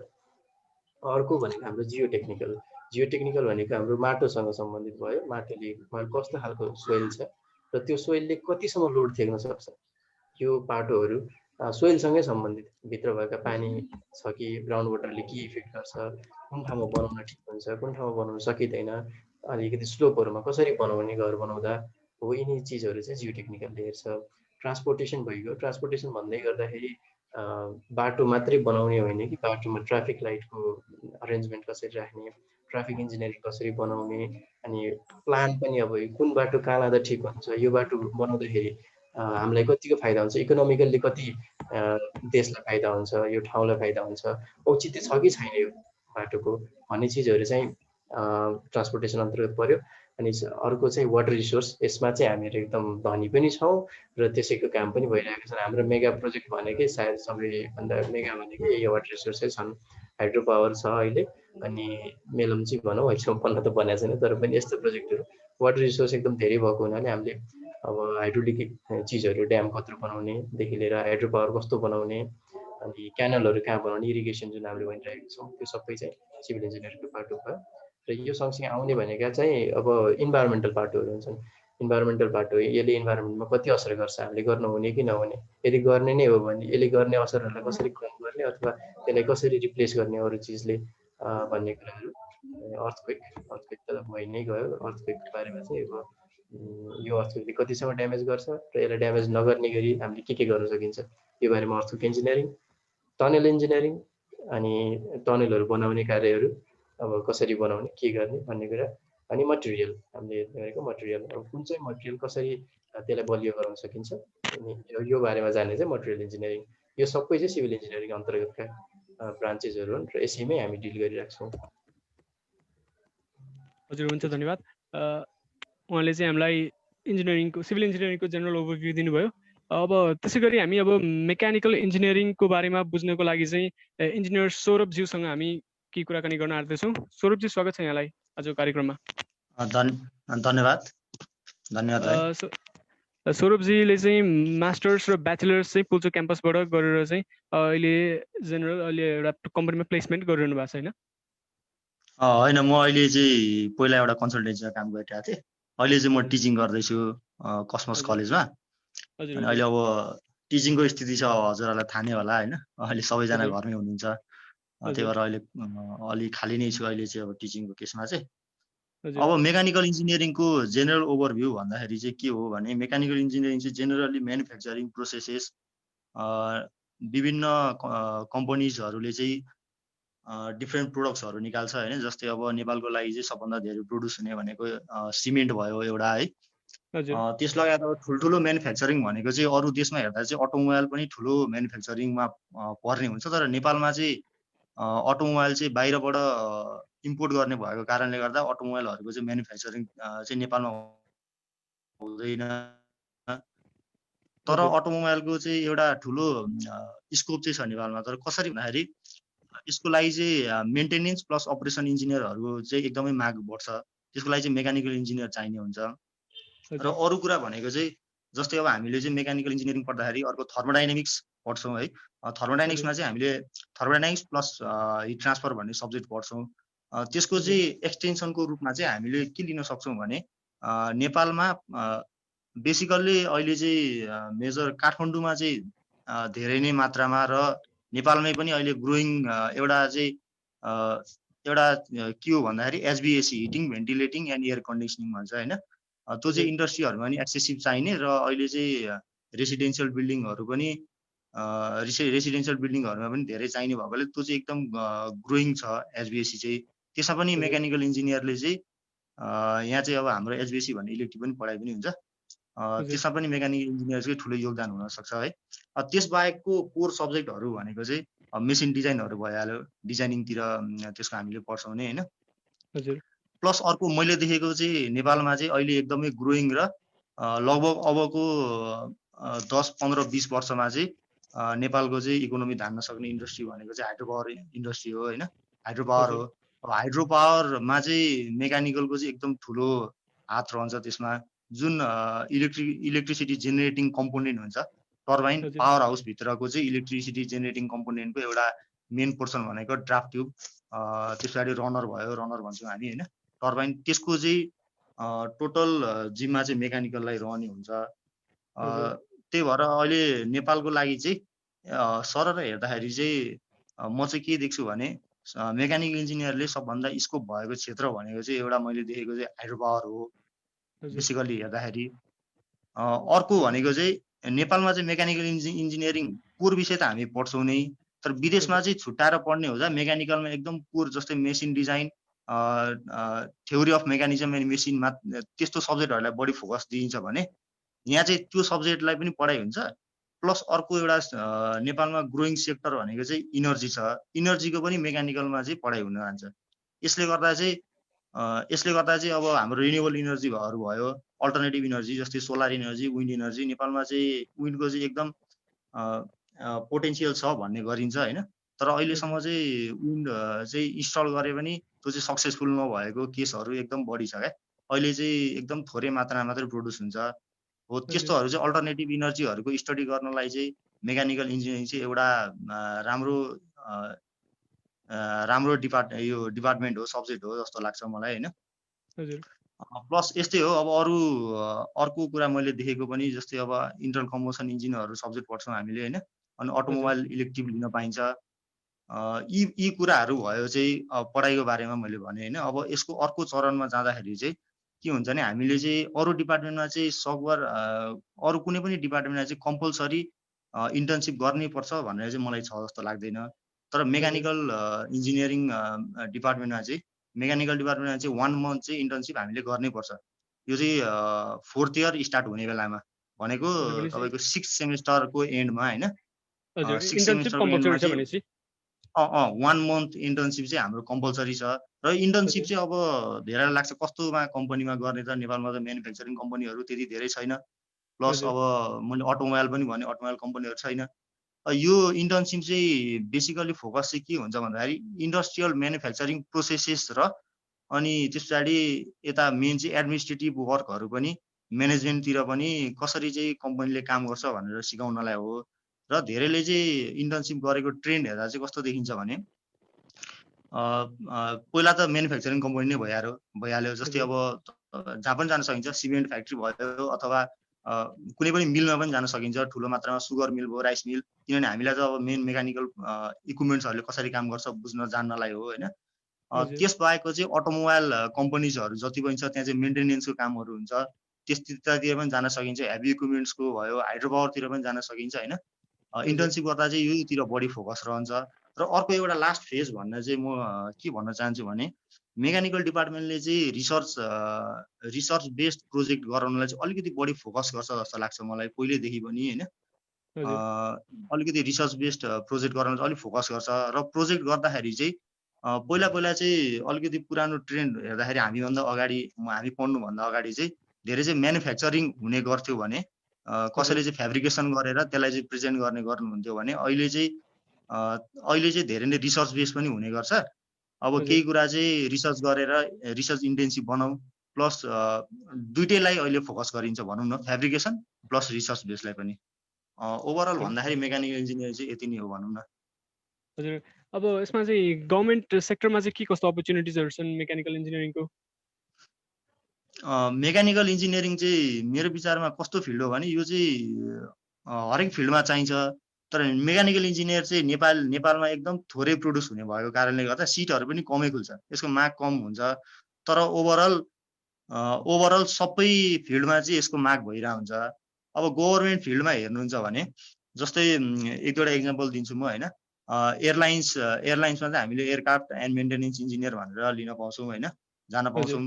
प्लस अब यतापट्टि पेट्रोलियम इन्डस्ट्री, पेट्रोलियममा भयो हैन, नेपाल आयन निगममा भयो, अब त्यस्तै गरेर नेपाल विद्युत प्राधिकरणमा भयो हैन। अरू चाहिँ निजामतीमै पनि खुल्छ, मेकानिकल इन्जिनियर भनेर खुल्छ निजामतीमा। लगभग ओभरअलमा भन्दाखेरि मेकानिकल इन्जिनियर चाहिँ हरेक फिल्डमा चाहिँ एउटा खुलिने हुन्छ, 2-3टा, तर थोरै मात्रामा खुल्छ किनभने प्रोड्युस पनि कमै हुन्छौँ हामी हैन नेपालमा। त्यो भएको कारणले गभर्नमेन्टमा पनि स्कोप चाहिँ राम्रै छ भन्छु म। अब यस बाहेकको चाहिँ अब तपाईहरुले सोध्नुहुन्छ भने प्राइभेटमा चाहिँ के छ त, प्राइभेटमा जानु र अब गभर्नमेन्टमा जानुमा के फरक छ भनेर पनि क्वेसन आउन सक्छ हैन। अब यसमा चाहिँ कस्तो हुन्छ भने पहिलो कुरो त आफ्नो रुचिमा पनि भर पर्ने भयो। अब प्राइभेटमा बस्न चाहनुहुन्छ कि गभर्नमेन्ट जबमा जानु चाहनुहुन्छ, तपाईहरु अब आफ्नो स्टार्टअप गर्न चाहनुहुन्छ कि अब कसैलाई चाहिँ म गभर्नमेन्टमा जब खाएर अलि मोनोटोनस लाग्छ मलाई, स्टार्टअप गर्दा म आफ्नो तरिकाले डाइनामिक हुन सक्छु, प्राइभेटले मलाई डाइनामिजम दिन्छ भन्ने सोच्न सक्नुहुन्छ हैन। अब त्यो केसमा चाहिँ आफ्नो रुचिमा भर पर्ने भयो। प्लस मैले देखेको गभर्नमेन्टको बेनिफिट चाहिँ के भने सबभन्दा प्रथम कुरा त अब जब सेक्युर चाहिँ हुने भयो गभर्नमेन्ट केसमा, किनभने गभर्नमेन्टको केसमा चाहिँ जब सेक्युर हुने भयो। नेपालमा चाहिँ अब जब सेक्युरिटीको चाहिँ एकदमै प्रश्न उठिरहेको हुन्छ क्या धेरै केसमा। त्यस्तो केसमा चाहिँ जब सेक्युर चाहिँ गभर्नमेन्टमा हुने भयो। तर लङ टर्ममा जाँदाखेरि चाहिँ अब कति आफूले चाहिँ इनपुट दिन सकिन्छ, आफ्नो पर्सनल डेभलपमेन्ट गभर्नमेन्टमा कति गर्न सकिन्छ, फर्स्ट फेजहरुमा चाहिँ स्ट्रगल नै हुन्छ। जस्तै अब अलि तल्लो लेभलमा बसेर काम गर्दाखेरि चाहिँ सुरुमा अलिकति स्ट्रगल हुन्छ, तर अलि जब माथि गइन्छ तब म्यानेजमेन्टतिर बढी फोकस भइन्छ, प्लस पोलिसी मेकिङहरुतिर जाने हुन्छ हैन। निजामतीहरुतिर जाँदाखेरि गभर्नमेन्टको बेनिफिट यो भयो। प्लस अब स्टार्टअपको चाहिँ एउटा मैले देखेको के भन्दा लङ टर्ममा चाहिँ स्टार्टअपले धेरै नै बेनिफिट गर्छ, तर स्टार्टिङमा चाहिँ अलिकति स्ट्रगल चाहिँ बढी गर्नुपर्ने हुन सक्छ हैन। मैले देखेको अब यो त Financially स्टार्टअप struggle पनि गर्नेहरूलाई हुनसक्छ। त्यही त जसले स्टार्टअप गर्नुभएको छ उहाँहरूलाई बढी थाहा होला होइन हजुर, तर हजुर। मेरो विचारमा भन्दा स्ट्रगल बढी छ तर लङ टर्ममा चाहिँ मेकानिकल इन्जिनियरिङको पनि स्टार्टअपहरू चाहिँ राम्रै छ भन्छु म चाहिँ। अब मैले एउटा लास्ट क्वेसन गर्न चाहेँ यहाँलाई यहाँ एउटा इम्पोर्टेन्ट हजुर, क्वेसन आइरहेको छ लाइक अब जब हामी मेकानिकल इन्जिनियरिङ पढेर जब ग्रेजुएट हुन्छौँ पुल्चोक कलेजबाट अथवा भनौँ कुनै गभर्मेन्ट हजुर। कलेज अथवा प्राइभेट कलेज नेपालको कलेजहरूबाट होइन मेकानिकल इन्जिनियरिङ फिल्डमा तब हजुर। जब हामी रियल वर्ल्डमा प्रब्लम सल्भ गर्न जान्छौँ अथवा जबमा जान्छौँ अथवा चाहे फरेन जाऊँ चाहे नेपालमै कुनै कम्पनीजमा चाहिँ हामी प्लेसमेन्ट पाउँछौँ जब तब आफूले पढेको कुरा र त्यहाँनिर अप्लाई हुने कुरा के कतिको मिल्न जान्छ त्यो पढेको डट्सहरू हामी कसरी कनेक्ट गर्न सक्छौँ त्यो कतिको मिल्छ कि आफूले नयाँ कुरा यो चाहिँ हजुर हजुर यो प्रश्न चाहिँ कस्तो भने यो मेकानिकल इन्जिनियरिङलाई मात्रै होइन जस्तो लाग्छ होइन यो चाहिँ सबैलाई हो यो प्रश्न उठाउनु पर्ने चाहिँ होइन यो कस्तो भने मैले चाहिँ यो प्रश्न चाहिँ म ब्याचलरमा हुँदादेखि सुनेको क्वेसन हो र यसमा चाहिँ सरहरूले नि के भन्नुहुन्थ्यो भने फरेन बाहिर जाँदाखेरि चाहिँ फरेनमा जानुभएको चाहिँ अब सिनियरहरूले चाहिँ सरहरूलाई फोन गरेर के भन्नुहुन्थ्यो अरे भन्दाखेरि हामीले त्यहाँ पढेको कोर्स चाहिँ यहाँको भन्दा पनि कुनै कुनै सब्जेक्टहरू चाहिँ राम्रो रहेछ हाम्रो चाहिँ यहाँ युज भइरहेछ भन्ने भन्नुहुन्थ्यो अरे होइन अब फरेन जाँदाखेरि त्यो कुरा भयो। अब प्लस अर्को कुरा भयो आफू रियल फिल्डमा गएर काम गर्दा चाहिँ कतिको यसको स्कोप छ कतिको चाहिँ यो कनेक्ट हुन्छ भन्ने कुरा गर्नुभयो होइन कनेक्ट डट्सको कुरा गर्नुभयो। यसमा चाहिँ के छ भने अब हामीले थ्योरी अलिकति धेरै चाहिँ थ्योरीमा फोकस हुन्छौँ हामी होइन मेकानिकल इन्जिनियरिङ पढ्दाखेरि किनभने हाम्रोमा चाहिँ अब प्र्याक्टिकल गर्नलाई अलिकति कम रिसोर्सेस भएको कारणले गर्दा म धेरै चाहिँ थ्योरीमा फोकस हुने भएको कारणले गर्दा अब यो चाहिँ बढी नै युज हुन्छ। तर जुनै पनि फिल्डमा चाहिँ तपाईँ गएर काम गर्नु भयो सिभिल इन्जिनियरिङ नै होस् जुन चाहिँ होस् तर जबसम्म तपाईँहरू फिल्डमा गएर काम गर्नुहुन्न होइन हामी चाहिँ फिल्डमा गएर काम गर्दैनौँ तबसम्म चाहिँ त्यो कुनै पनि एउटा स्पेसिफिक इन्डस्ट्री चाहिँ कम्प्लिटली चाहिँ हामीलाई थाहा हुँदैन क्या। त्यही भएर एउटा ओभरअल नलेज चाहिँ मेकानिकल इन्जिनियरिङ चाहिँ नेपालमा यसरी पढाइ हुन्छ कि त्यसले चाहिँ ओभरअल नलेज दिन्छ एउटा स्पेसिफिक दिन्छ भनेर चाहिँ अब कोही पढ्न चाहनुहुन्छ भने नसोच्नु होला होइन। जस्तै म चाहिँ अब अटोमोबाइलमा चाहिँ एक्सपर्ट भएर निस्किन्छु भने त्यो चाहिँ हुँदैन। तर तपाईँ चाहिँ अटोमोबाइल बारेमा अब केही नलेज राख्न चाहनुहुन्छ भने तपाईँलाई अटोमोबाइल चाहिँ इन्ट्रेस्ट जग्ने काम प्लस त्यसले चाहिँ एकदम डिटेल स्टडी नभए पनि कमसेकम तपाईँलाई चाहिँ अटोमोबाइलतिर चाहिँ यस्तो यस्तो हुन्छ भनेर नलेज दिने काम चाहिँ गर्छ। र यहाँबाट निस्किसके पछाडि यदि तपाईँले इन्ट्रेस्ट राख्नुभएको सब्जेक्टमा चाहिँ त्यो फिल्डमा चाहिँ छिर्नु भयो भने तपाईँ चाहिँ ल्यागिङ हुनुहुन्न कोही पनि ल्यागिङ चाहिँ हुँदैन त्यो फिल्डमा चाहिँ मेकानिकल इन्जिनियरिङ लिने विद्यार्थीले चाहिँ। हजुर भनिसके पछाडि ब्याचलर्समा चाहिँ हामीलाई ओभरअल एउटा जेनरल मेकानिकल इन्जिनियरिङको बारेमा चाहिँ पढाइ हुन्छ र त्यस पछाडि आफूलाई मन परेको कोर्स अथवा आफूले चाहिँ जुनमा मेजर गर्न आँटेको छ त्यसलाई चाहिँ सुरुमा एज अ साइड प्रोजेक्ट अथवा भनौँ आफैले पढ्दै गऱ्यो र पछि गएर चाहिँ त्यसैमा चाहिँ अब मास्टर्स डिग्री हो या अथवा आफैले रिसर्च गर्दा भयो होइन त्यसरी जानलाई चाहिँ हजुर सुझाव दिनुहुन्छ होइन? त्यसरी भयो प्लस हामीले इलेक्टिभहरू पनि लिन्छौँ क्या मेकानिकल इन्जिनियरिङमा चाहिँ इलेक्टिभहरू पनि लिन्छौँ र इलेक्टिभको चाहिँ छुट्याइदिएको जस्तै अटोमोबाइलतिर जान चाहनुहुन्छ भने तपाईँ अटोमोबाइल इलेक्टिभ लिन पाउनुहुन्छ होइन। त्यसरी नै अब एचबिएससीतिर जाने भने एचबिएससी इलेक्टिभ लिन पाइयो। अब 2 सेमेस्टर चाहिँ 2-3 सेमेस्टर हामीले त्यो सब्जेक्ट पढिसकेपछि कमसेकम हामीलाई त्यसको जेनरल आइडिया हुन्छ होइन। अब टु द कोर चाहिँ जस्तो अटोमोबाइल इन्जिनियरिङ पढ्ने र मेकानिकल इन्जिनियरिङ पढेर अटोमोबाइल इलेक्टिभ लिनेमा त केही न केही त फरक त आउने नै भयो। तर पनि मेकानिकल इन्जिनियरिङ पढेर चाहिँ अटोमोबाइल इलेक्टिभ लिने मान्छे चाहिँ अटोमोबाइल इन्जिनियरिङसँग गएर चाहिँ अब ऊ चाहिँ ल्यागिङ हुँदैन भन्ने चाहिँ मेरो चाहिँ विश्वास छ। हजुर पक्कै पनि आफूलाई मन परेको कुराहरू त त्यसरी साइडमा राखेर अथवा भनौँ आफैले पनि पढ्दै रहँदा राम्रै हुन्छ होइन। हजुर हुन्छ सौरभजी आजको हाम्रो कार्यक्रममा आइदिनु भयो यहाँलाई केही न केही धन्यवाद। र अब भने म हाम्रो अर्को गेस्टतर्फ जान गइरहेको छु र त्योभन्दा अगाडि हाम्रो भ्युवर्सहरूलाई एउटा सानो आज म एउटा नोटिस दिन गइरहेको छु। यो विक चाहिँ अब यो स्याटरडे हामीले अब आउने स्याटरडे चाहिँ हामीले चाहिँ इन्जिनियरिङको जेनरल अब इन्ट्रान्स रिलेटेड चाहिँ कुराहरू हामी एन्सर गर्न गइरहेको छौँ। कसरी पढ्दा ठिक हुन्छ लाइक अब कसरी अघि बढ्ने लाइक अब कस्तो कुराहरू अब सुरुमा त अब धेरै जति नै पढे पनि कोर्सहरू कभर गर्न चाहिँ तपाईँहरूलाई स्ट्रगल गरिरहनु भएको होला होइन। पक्कै पनि इन्ट्रान्स रिलेटेड क्वेसन्सहरू चाहिँ हामी नेक्स्ट स्याटरडे प्रोबेबली चाहिँ तपाईँहरूकोमा यही टाइममा लिएर आउने नै छौँ। र त्यस पछाडि चाहिँ अनि अरू बाँकी तपाईँहरूको चाहिँ जे फिडब्याक आउँछ त्यही अनुसार हामी यस्तै प्रोग्रामहरू राख्दै जाने नै छौँ। र अहिलेलाई चाहिँ म अब हाम्रो अर्को नेक्स्ट गेस्टतर्फ जान चाहेँ। अब हामीसँग हुनुहुन्छ engineer Vinay Sigdelji from electrical department. Vinayji स्वागत छ यहाँलाई आजको कार्यक्रममा। Thank you Pratik. सो मैले सुरु गरेँ। हजुर मैले चाहिँ अलिकति यो इलेक्ट्रिकल इन्जिनियरिङको बारेमा थोरै भन्न चाहन्छु। सो सुरुमा चाहिँ म कहाँ कहाँ पढाइ हुन्छ भनेर जान्छु। सो नेपालमा चाहिँ पहिला सुरुमा चाहिँ त्रिभुवन युनिभर्सिटीमा सुरु भयो, इन्स्टिट्युट अफ इन्जिनियरिङमा 50-51 तिर हो क्या हो। हजुर अब नर्थ अमेरिका जस्तै युएस क्यानाडातिर चाहिँ इलेक्ट्रिकल इन्जिनियरिङ भनेपछि त्यसले चाहिँ सबै पाटो सम्हाल्छ। Computer engineering, electronics engineering, IT engineering सबैले इलेक्ट्रिकल इन्जिनियरिङ भित्र भन्ने चलन छ। अहिले भर्खर आएर अरू फिल्डहरू डिभाइड गर्न थालेछ, तर हाम्रोमा चाहिँ इलेक्ट्रिकल इन्जिनियरिङ भनेपछि टोटल्ली पावर सेक्टर रिलेटेड मात्रै हो। हाइड्रो पावर अनि ट्रान्समिसन लाइनहरू रिलेटेड मात्रै हुन्छ। सुरुमा दीप कमल बोल्नु भएको थियो, दीपले भने जस्तै हो कम्प्युटर इन्जिनियरिङ र इलेक्ट्रोनिक्सहरू चाहिँ फरक छ। आवाजमा केही समस्या हो होइन है? हजुर छैन छैन छैन ल, ठिक छ। त्यसपछि त्रिभुवन युनिभर्सिटीमा चाहिँ इलेक्ट्रिकल इन्जिनियरिङ भनेर पढाइ भए तापनि काठमाडौँ युनिभर्सिटी, पोखरा युनिभर्सिटी र नेपालको अरू युनिभर्सिटीमा चाहिँ प्राय ठाउँमा चाहिँ इलेक्ट्रिकल एन्ड इलेक्ट्रोनिक्स डिग्री भनेर दिने गरिएको छ है, इलेक्ट्रिकल एन्ड इलेक्ट्रोनिक्स इन्जिनियरिङ भनेर। अब सबैको लास्टमा गएर एप्लाई हुने फिल्डहरू भनेको लगभग एउटै नै हुन्छ। सो हाम्रो फर्स्ट इयरमा चाहिँ के हुन्छ भने फर्स्ट इयरमा बेसिक सेट अफ सब्जेक्ट्स हुन्छ। अघि सौरभले भने जस्तै हाम्रोमा प्र्याक्टिकल अलिक कम हुन्छ, थ्योरी बढी पढाइ हुन्छ भन्ने भयो। तर थ्योरी हेर्दाखेरि चाहिँ हाम्रोमा कस्तो छ भने अलिक बढी कन्सेप्ट ओरिएन्टेड हुने भएकाले गर्दा फिल्डमा काम गर्दा यदि हामीले यताको थ्योरी राम्ररी पढाएको छौँ भने फिल्डमा काम गर्दाखेरि त्यही फेरि अघिकै कुरा आउँछ, डट कनेक्ट गर्न धेरै सजिलो हुने रहेछ।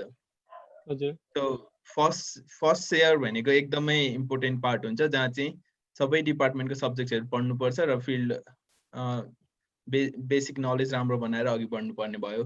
सो इलेक्ट्रिकल इन्जिनियरिङको केसमा चाहिँ यस्तो सब्जेक्टहरू कस्तो हुन्छ भने अब हामीले सिभिलतिरको सर्वे चाहिँ पढ्नु पर्दैन, अरू पार्टहरू जस्तै सी प्रोग्रामिङ, कम्प्युटर प्रोग्रामिङ अनि त्यसपछि एप्लाइड मेकानिक्स जुन चाहिँ स्ट्रक्चर रिलेटेड अलिकति त्यस्तो लाग्छ मलाई, तर जो सिभिल इन्जिनियरिङ रिलेटेड भयो। अनि त्यसपछि बेसिक इलेक्ट्रोनिक्स, बेसिक इलेक्ट्रिकल यस्तो ड्रइङ्स यस्तो लगायतको सब्जेक्टहरू पढ्नुपर्छ। मलाई चाहिँ त्यसमा सबसे इम्पोर्टेन्ट लाग्ने भनेको चाहिँ ड्रइङ चाहिँ एकदम इम्पोर्टेन्ट हुन्छ, किनभने यदि हामी फ्याक्ट्रीमा या फाइनली फिल्डमा काम गर्न थाल्यो भने अरू इन्जिनियरहरू कहिले चाइनाको हुन्छ, कहिले कताको हुन्छ र सबै इन्जिनियरले बुझ्ने भाषा चाहिँ लास्टमा ड्रइङ हुँदो रहेछ, एटलिस्ट मेरो फिल्ड अफ वर्कमा चाहिँ। सो ड्रइङ चाहिँ युनिभर्सल ल्याङ्ग्वेज अफ इन्जिनियरिङ जस्तो लाग्छ मलाई चाहिँ। यसमा केही होला ल। फर्स्ट इयर पछाडि सेकेन्ड इयरमा पनि अलिकति इन्टु द फिल्ड जान्छौँ, तै पनि बेसिक सब्जेक्ट चाहिँ हुन्छ, थोरै डिप टु द फिल्ड हुन्छ। र थर्ड इयरमा चाहिँ आफ्नो फिल्डको कोर विषयहरू पढिन्छ है, त्यो चाहिँ फिल्डको बेसिस सेटअप गर्नलाई।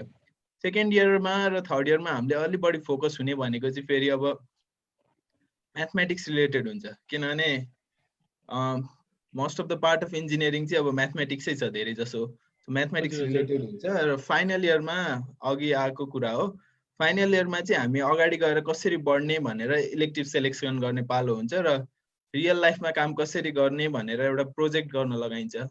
सो प्रोजेक्ट सबै डिपार्टमेन्टमा हुन्छ, कुनै कुनैमा इन्टर्न पनि हुन्छ। सो यो भयो हाम्रो बेसिक पढ्ने कुरा है। हजुर, जस्तै अघि मैले एउटा क्वेसन गर्न चाहेँ यहाँनिर बिचैमा। अघि यहाँले भन्नुभयो कि फर्स्ट इयरको जुन पढाइरहेको छ, जहाँ कि अलिकति मेकानिकल इन्जिनियरिङको, अलिकति चाहिँ सिभिल इन्जिनियरिङको होइन, र विभिन्न डिसिप्लिन्स, इन्जिनियरिङ डिसिप्लिन्सको बारेमा थोरै एक दुईवटा कोर्सहरू गरिरहनु पर्ने आएको छ हाम्रो सिलेबसमा चाहिँ होइन। यहाँले चाहिँ यसले चाहिँ हामीलाई हेल्प गर्छ ओभरअल इन्जिनियरिङको बारेमा बुझ्न भन्नुभयो। तर कतिपय पनि अब अहिले चाहिँ कस्तो कुरा गरिरहेको छ भन्दाखेरि चाहिँ मार्केटमा के कुरा चलिरहेको छ भन्दाखेरि यो खास गरिकन इलेक्ट्रिकल, इलेक्ट्रोनिक्स अनि कम्प्युटर इन्जिनियरिङमा जुन फर्स्ट इयरको कोर्स रहेको छ, यो चाहिँ अलिकति अपडेट गरेर चाहिँ अलिकति स्पेसिफिक हुनुपर्ने हो कि जस्तो कुरा टिका टिप्पणीहरू पनि आइरहेको छ। यसलाई चाहिँ हजुरले कसरी एन्सर गर्नुहुन्छ? कोर्स आफैमा अपडेट गर्नु not a bad thing, course update गर्नुपर्छ, विथ टाइम चेन्ज हुन्छ होइन। सो फर्स्ट इयरमा मैले पढेको drawing, I can say drawing चाहिँदैन भनेर कसैले भन्दैन होला। सो अर्को मैले पढेको भनेको केमिस्ट्री। सो केमिस्ट्री कहाँ आएर काम लाग्यो भन्दाखेरि अहिले हामीले देखिरहेको ट्रान्समिसन लाइनहरू काठमाडौँमा 66 केबीको छ, 66,000 भोल्टको, त्यहाँदेखि माथि 1,32,000, त्यसपछि 400 केबीको ट्रान्समिसन लाइनहरू बनिरहेको हुन्छ है। सो ट्रान्समिसन लाइनहरू एकदम धेरै भोल्टेजमा गइसकेपछि चाहिँ त्यसपछि तिनीहरूले यदि कन्फाइन्ड एरियामा राख्नु पर्यो भने चाहिँ हामीले gas insulated switch gear use गर्छौँ, सल्फर हेक्साफ्लोराइड ग्यास युज गरेर। सो हामीले पुरै ग्यासको क्यारेक्टरिस्टिक्सहरूदेखि लिएर सबै थोक पढ्नुपर्ने हुन्छ। सो घरमा हाम्रो स्विच सानो हुन्छ तर सब स्टेसनमा गएपछि ठुलो स्विच हुन्छ, भ्याक्युममा स्विच हुन्छ, स्विच गेयरहरू सबै पढ्नुपर्ने हुन्छ। अनि केमिस्ट्रीको knowledge is helping us there है। सो केमिस्ट्री हटाउनु पर्छ भनेर भन्न सकिँदैन। अब फिजिक्ससँग त इलेक्ट्रिकल इन्जिनियरिङ त IEEE भन्ने हुन्छ, institute of electrical and electronics engineer. त्यहाँ धेरै फिजिक्सको प्रोफेसरहरूसँग मिलेर पेपरहरू रिलिज भइरहेको हुन्छ, त्यो पनि हटाउनु मिल्दैन। सो मैले चाहिँ हटाउनु मिल्ने खासै देखाएको छैन, तर अपडेट गरेर कोर्सको कन्टेन्ट अपडेट गर्ने, तर बेसिक नलेज दिने नै हो भने चाहिँ अपडेट गर्नु इज नेसेसरी। तर सबै थोक हटाउनु पर्छ जस्तो चाहिँ मलाई लाग्दैन, एटलिस्ट इलेक्ट्रिकल इन्जिनियरिङमा चाहिँ। कम्प्युटर र इलेक्ट्रोनिक्समा चाहिँ आई कान्ट से कस्तो छ भनेर। इलेक्ट्रिकल इन्जिनियरिङमा चाहिँ हामीलाई सबै नलेज चाहिन्छ। अब एप्लाइड मेकानिक्स हटाउने कुरा गरियो भने चाहिँ पछि गएर अब ट्रान्समिसन लाइनमा स्ट्रक्चरले भनेको कुरा ड्रइङहरू बुझ्नलाई प्रब्लम भयो भने हामीले त्यो ट्रान्समिसन लाइन डिजाइनहरूदेखि लिएर केही पनि गर्न सकिन्न।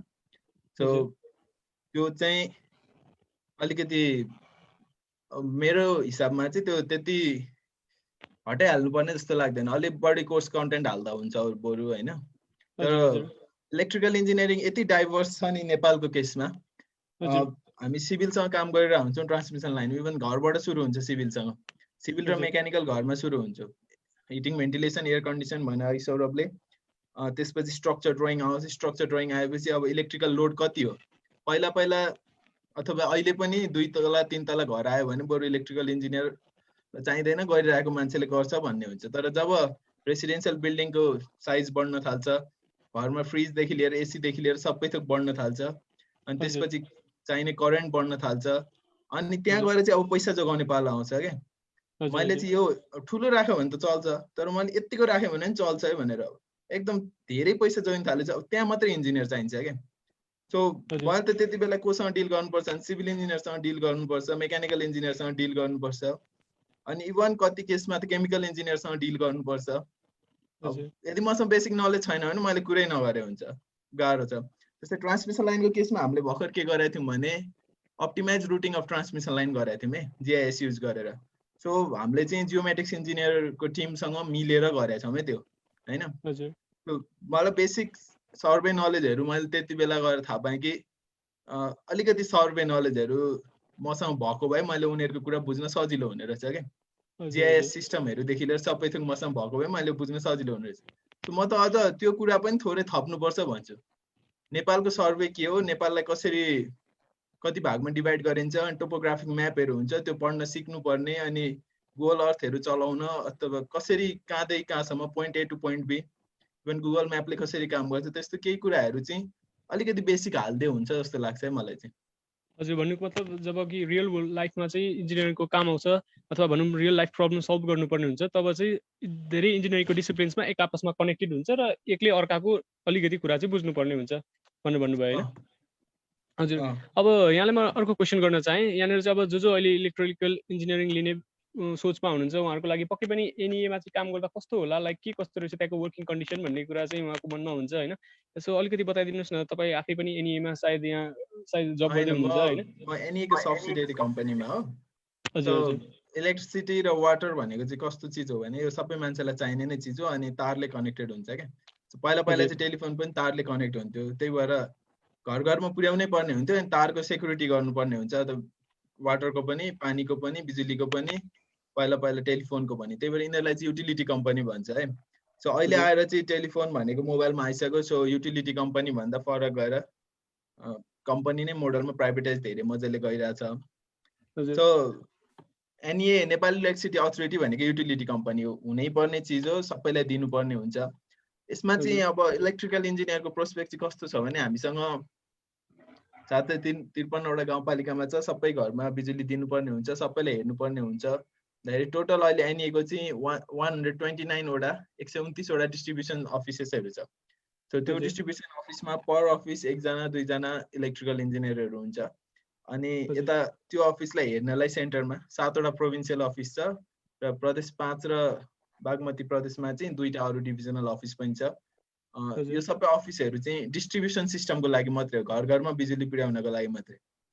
त्यसपछि अझै माथि आउँदाखेरि हाम्रो ट्रान्समिसन लाइनहरू देखिरहेको हुन्छौँ हामीले, ठुल्ठुलो तारहरू त्यो एरेन्ज गर्न, त्यो म्यानेज गर्न, नयाँ बनाउन लगायतमा पनि इलेक्ट्रिकल, सिभिल, अब धेरै इन्जिनियरहरू चाहिन्छ, त्यसमा इलेक्ट्रिकल पनि चाहिन्छ, प्लानिङहरू गर्नुपर्ने हुन्छ। अनि कहाँ लाइन बनाउने भन्ने कुरा चाहिँ हामीले एनालाइसिस गर्नुपर्ने हुन्छ। सफ्टवेयरमा सिमुलेट गरेर हेरिन्छ फर्मुलाहरूबाट।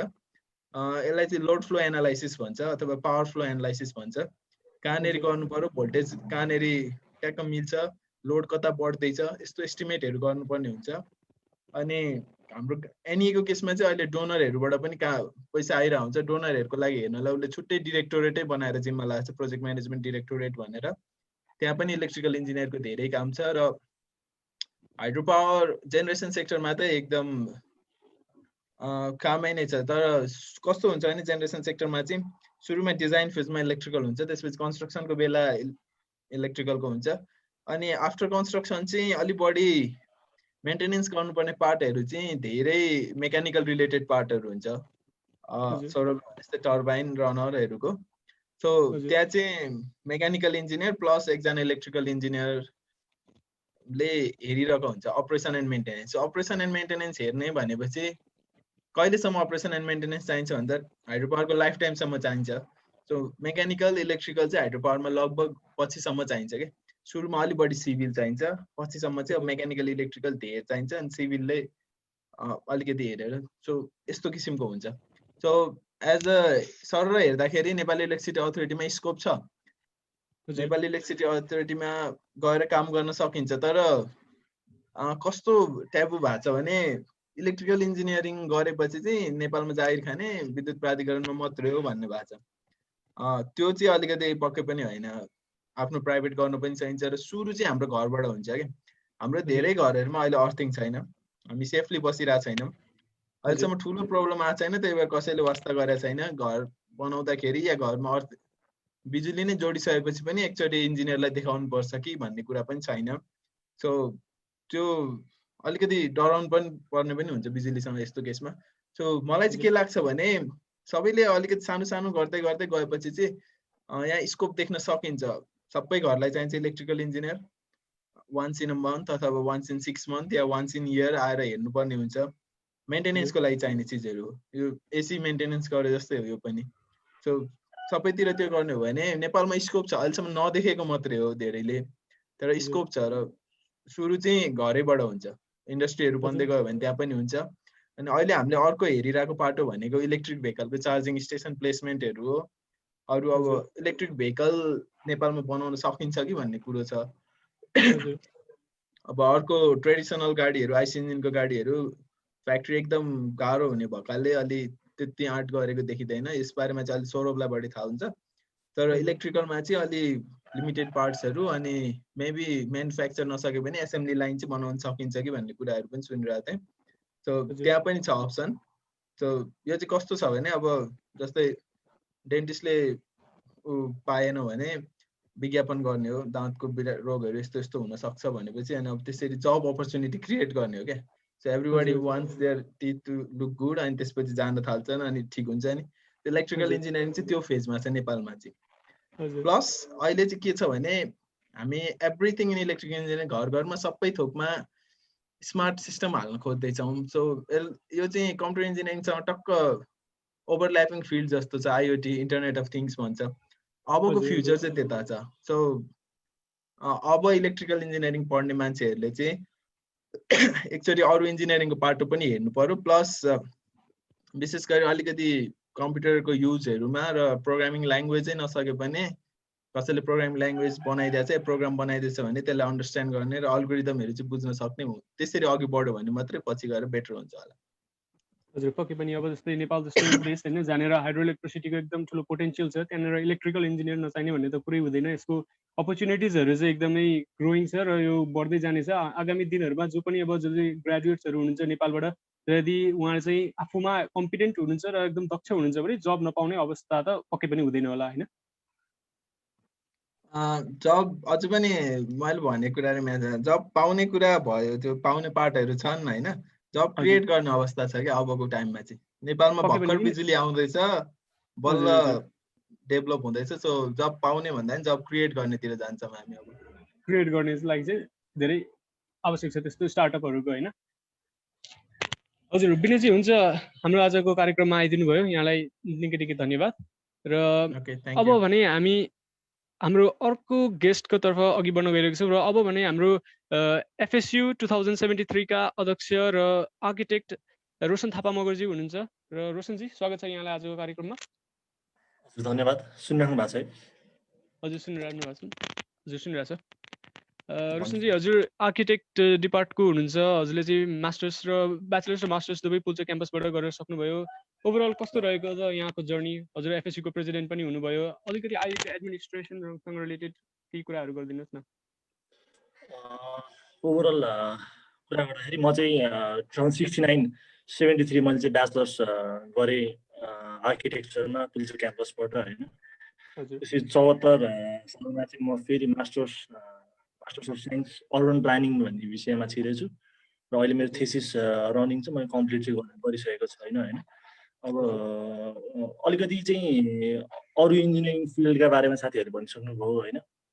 तर आर्किटेक्चर चाहिँ मोर अफ चाहिँ यसमा चाहिँ थप कुरा जस्तो अरू इन्जिनियरिङमा चाहिँ म्याथमेटिक्स हुन्छ, साइन्स हुन्छ, सबै अब जुन बेसिक इन्जिनियरिङको कुराहरू छ सबै हुन्छ। तर आर्किटेक्चरमा चाहिँ एउटा चाहिँ जुन ह्युमन भ्यालु हुन्छ, एस्थेटिक्स र चाहिँ सोसियो कल्चरल साइकोलोजिकल कुराहरू चाहिँ जोडिएको चाहिँ हुन्छ होइन। त्यो भएर अलिकति डिस्टिङ्क्ट एउटा ब्रान्च हो इन्जिनियरिङको होइन। अनि हामी कहाँ चाहिँ भन्ने हो भने अघि जस्तो विनयले पनि कुरा गर्यो होइन। अब विभिन्न चाहिँ इन्जिनियरिङको चाहिँ अमालगमेटेड हुन्छ नि, अब सबैको चाहिँ सर्टेन पोर्सनहरू चाहिँ राखेर चाहिँ बनाइएको चाहिँ एउटा विधा जस्तो छ। यसमा तपाईँको सिभिल इन्जिनियरिङको स्ट्रक्चरल पार्ट छ होइन, इलेक्ट्रिकल इन्जिनियरिङ इल्युमिनेसनदेखि लिएर इलेक्ट्रिकल डिजाइनदेखि लिएर सबै कुरा छ, मेकानिकलको HVACदेखि लिएर अब ओभरअल धेरै कुरा छ होइन। अनि अब स्केलको कुरा गर्दाखेरि मैले अलिकति पहिला आर्किटेक्चरको कुरा गर्छु, पछि एडमिनिस्ट्रेटिभ पार्टतिर पनि जाउँला, किनकि FSU को रिप्रेजेन्टेटिभ भएको कारणले है। अब आर्किटेक्चर चाहिँ कस्तो भन्दाखेरि अब एउटा सानो प्रोडक्ट डिजाइनदेखि एउटा चाहिँ रेजिडेन्स सामान्य एउटा रेजिडेन्स डिजाइनदेखि ठुलो एउटा सिटी हलदेखि ओभरअल सिटी प्लानिङसम्मको चाहिँ स्केलमा चाहिँ भेराइड भएको चाहिँ यो चाहिँ एउटा चाहिँ डिसिप्लिन हो। अनि त्यही भएर चाहिँ अब नेपालको कन्टेक्स्टमा हेर्ने हो भने चाहिँ अब अलिकति अपर्च्युनिटीको कुराहरू म राख्छु होइन। अब सरकारीदेखि लिएर फ्रिल्यान्सिङ चाहिँ अब नेसनल इन्टरनेसनल प्रोजेक्टहरू पनि यहीँ बसेर गर्नेदेखि लिएर होइन, आफ्नै प्राइभेट फर्महरूमा काम गरेदेखि लिएर अब विभिन्न चाहिँ अब स्पेससँग रिलेटेड स्पेस कुनै एउटा स्पेसमा चाहिँ मान्छेको चाहिँ फिलिङ अथवा चाहिँ उसको चाहिँ त्यो बिहेभियर कुराहरूमा चाहिँ अब रिसर्च यसको स्कोप चाहिँ एकदमै वाइड छ होइन। अनि अब पढाइको हिसाबले पनि अब अरू जस्तो सिभिल इन्जिनियरिङको फ्याकल्टी चाहिँ आजसम्म नेपालमा धेरै चाहिँ निस्किसक्नु भएको छ होइन। तर अब हाम्रो चाहिँ आर्किटेक्चरल सोसाइटी छ एउटा फ्याटर्निटी, त्यसमा चाहिँ जम्मा 1400 मात्र चाहिँ आर्किटेक्टहरू चाहिँ रेजिस्टर्ड हुनुहुन्छ होइन। अनि इयरली पनि जम्मा TU बाट 240 जना मात्र चाहिँ आर्किटेक्ट चाहिँ निस्किन्छन् होइन पास आउट, जबकि पुल्चोक क्याम्पसबाट मात्र सिभिल इन्जिनियरिङको 192 जना निस्किन्छन् भनेको पढाइ चाहिँ अब अरू इन्जिनियरिङ रिलेटेड चाहिँ यसमा कमै छन् होइन। अनि अर्को एउटा जोडिनु पर्ने महत्त्वपूर्ण कुरा चाहिँ जुन अघि साथीहरू इन्टर्नसिपको कुराहरू गर्नुभयो होइन, हाम्रो चाहिँ कोर्स अरूको 4 इयर कोर्स हुँदै गर्दाखेरि हाम्रो चाहिँ 5 इयर्सको कोर्स छ।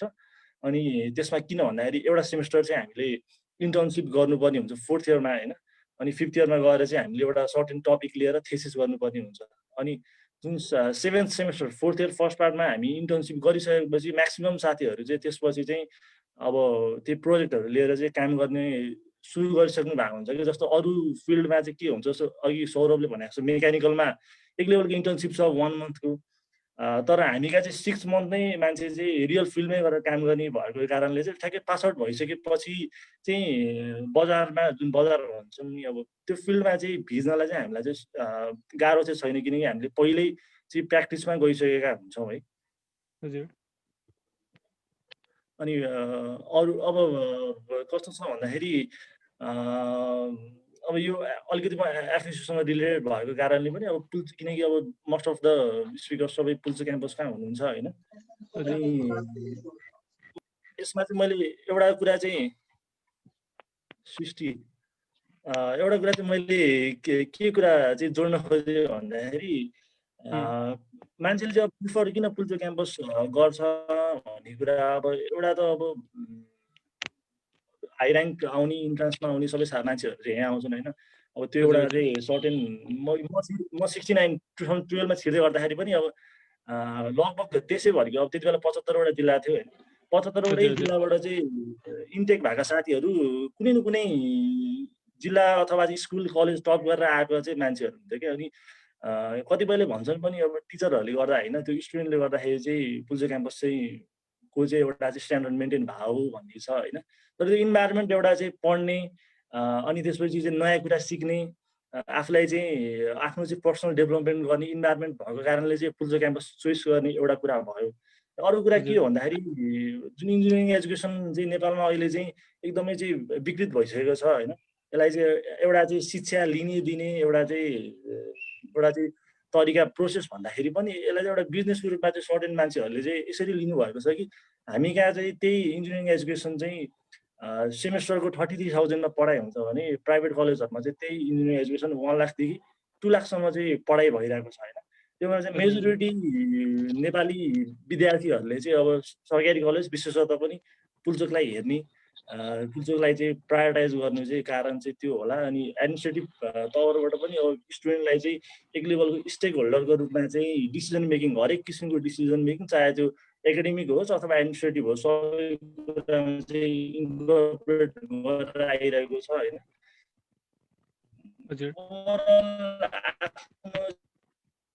एकाडेमिया हो जुन किसिमको चाहिँ एक्टिभिटिज हो बस चाहिँ अब मलाई लाग्छ। हेलो यहाँको सायद हजुर सुनिरहेको मलाई हजुर यहाँको अलिकति आवाज अड्केर आइरहेको थियो। म अर्को प्रश्नमा गएँ यहाँनिर। अब जस्तो हाम्रो इन्जिनियरिङ त अब टियुदेखि बाहेक अर्को पोखरा युनिभर्सिटी पूर्वाञ्चल युनिभर्सिटीहरूमा पनि रहेको छ होइन। अब लाइक टियुदेखि बाहेक कस्तो अलिकति फरक के छ लाइक टियुमा जानु र अथवा पूर्वाञ्चल पोखरा जस्ता इन्जिनियरिङ जस्ता युनिभर्सिटीहरूमा जानुमा डिफ्रेन्स चाहिँ के छ यो दुई तिनवटा युनिभर्सिटीहरूको? अब यसो अब ओभरअल मेन जिस्ट अब इन्जिनियरिङको त अब किनकि यो स्पेसलाइज्ड कोर्स छैन होइन। ब्याचलर्स भनेको त स्पेसलाइज्ड होइन। अनि त्यस्तो एकाडेमिक हिसाबले त डिफ्रेन्स छ जस्तो मलाई लाग्दैन होइन।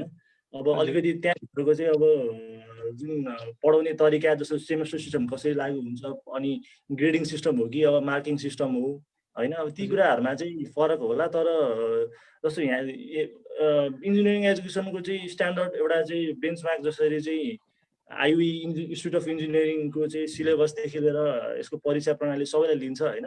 त्यसैको बेसिसमा चाहिँ पछि चाहिँ फर्म भएको चाहिँ युनिभर्सिटीहरू कलेजहरूले लिएको कारणले गर्दाखेरि खासै पढाइको मामलामा चाहिँ डिफ्रेन्स हुँदैन होला कोर्स कन्टेन्टको मामलामा। तर डिफ्रेन्सेस भनेको अब टिचरहरू शिक्षण प्रणाली होइन अनि एडमिनिस्ट्रेटिभ कुराहरू मात्र होला।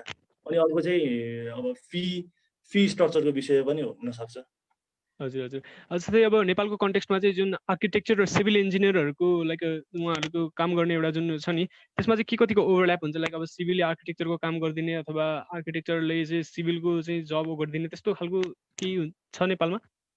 मैले अघि पनि भने होइन अब यो सबै अब जुन ब्याचलर्स लेभलमा पढिसकेपछि होइन अब यो सबै फिल्ड चाहिँ इन्टरडिसिप्लिनेरी छ होइन।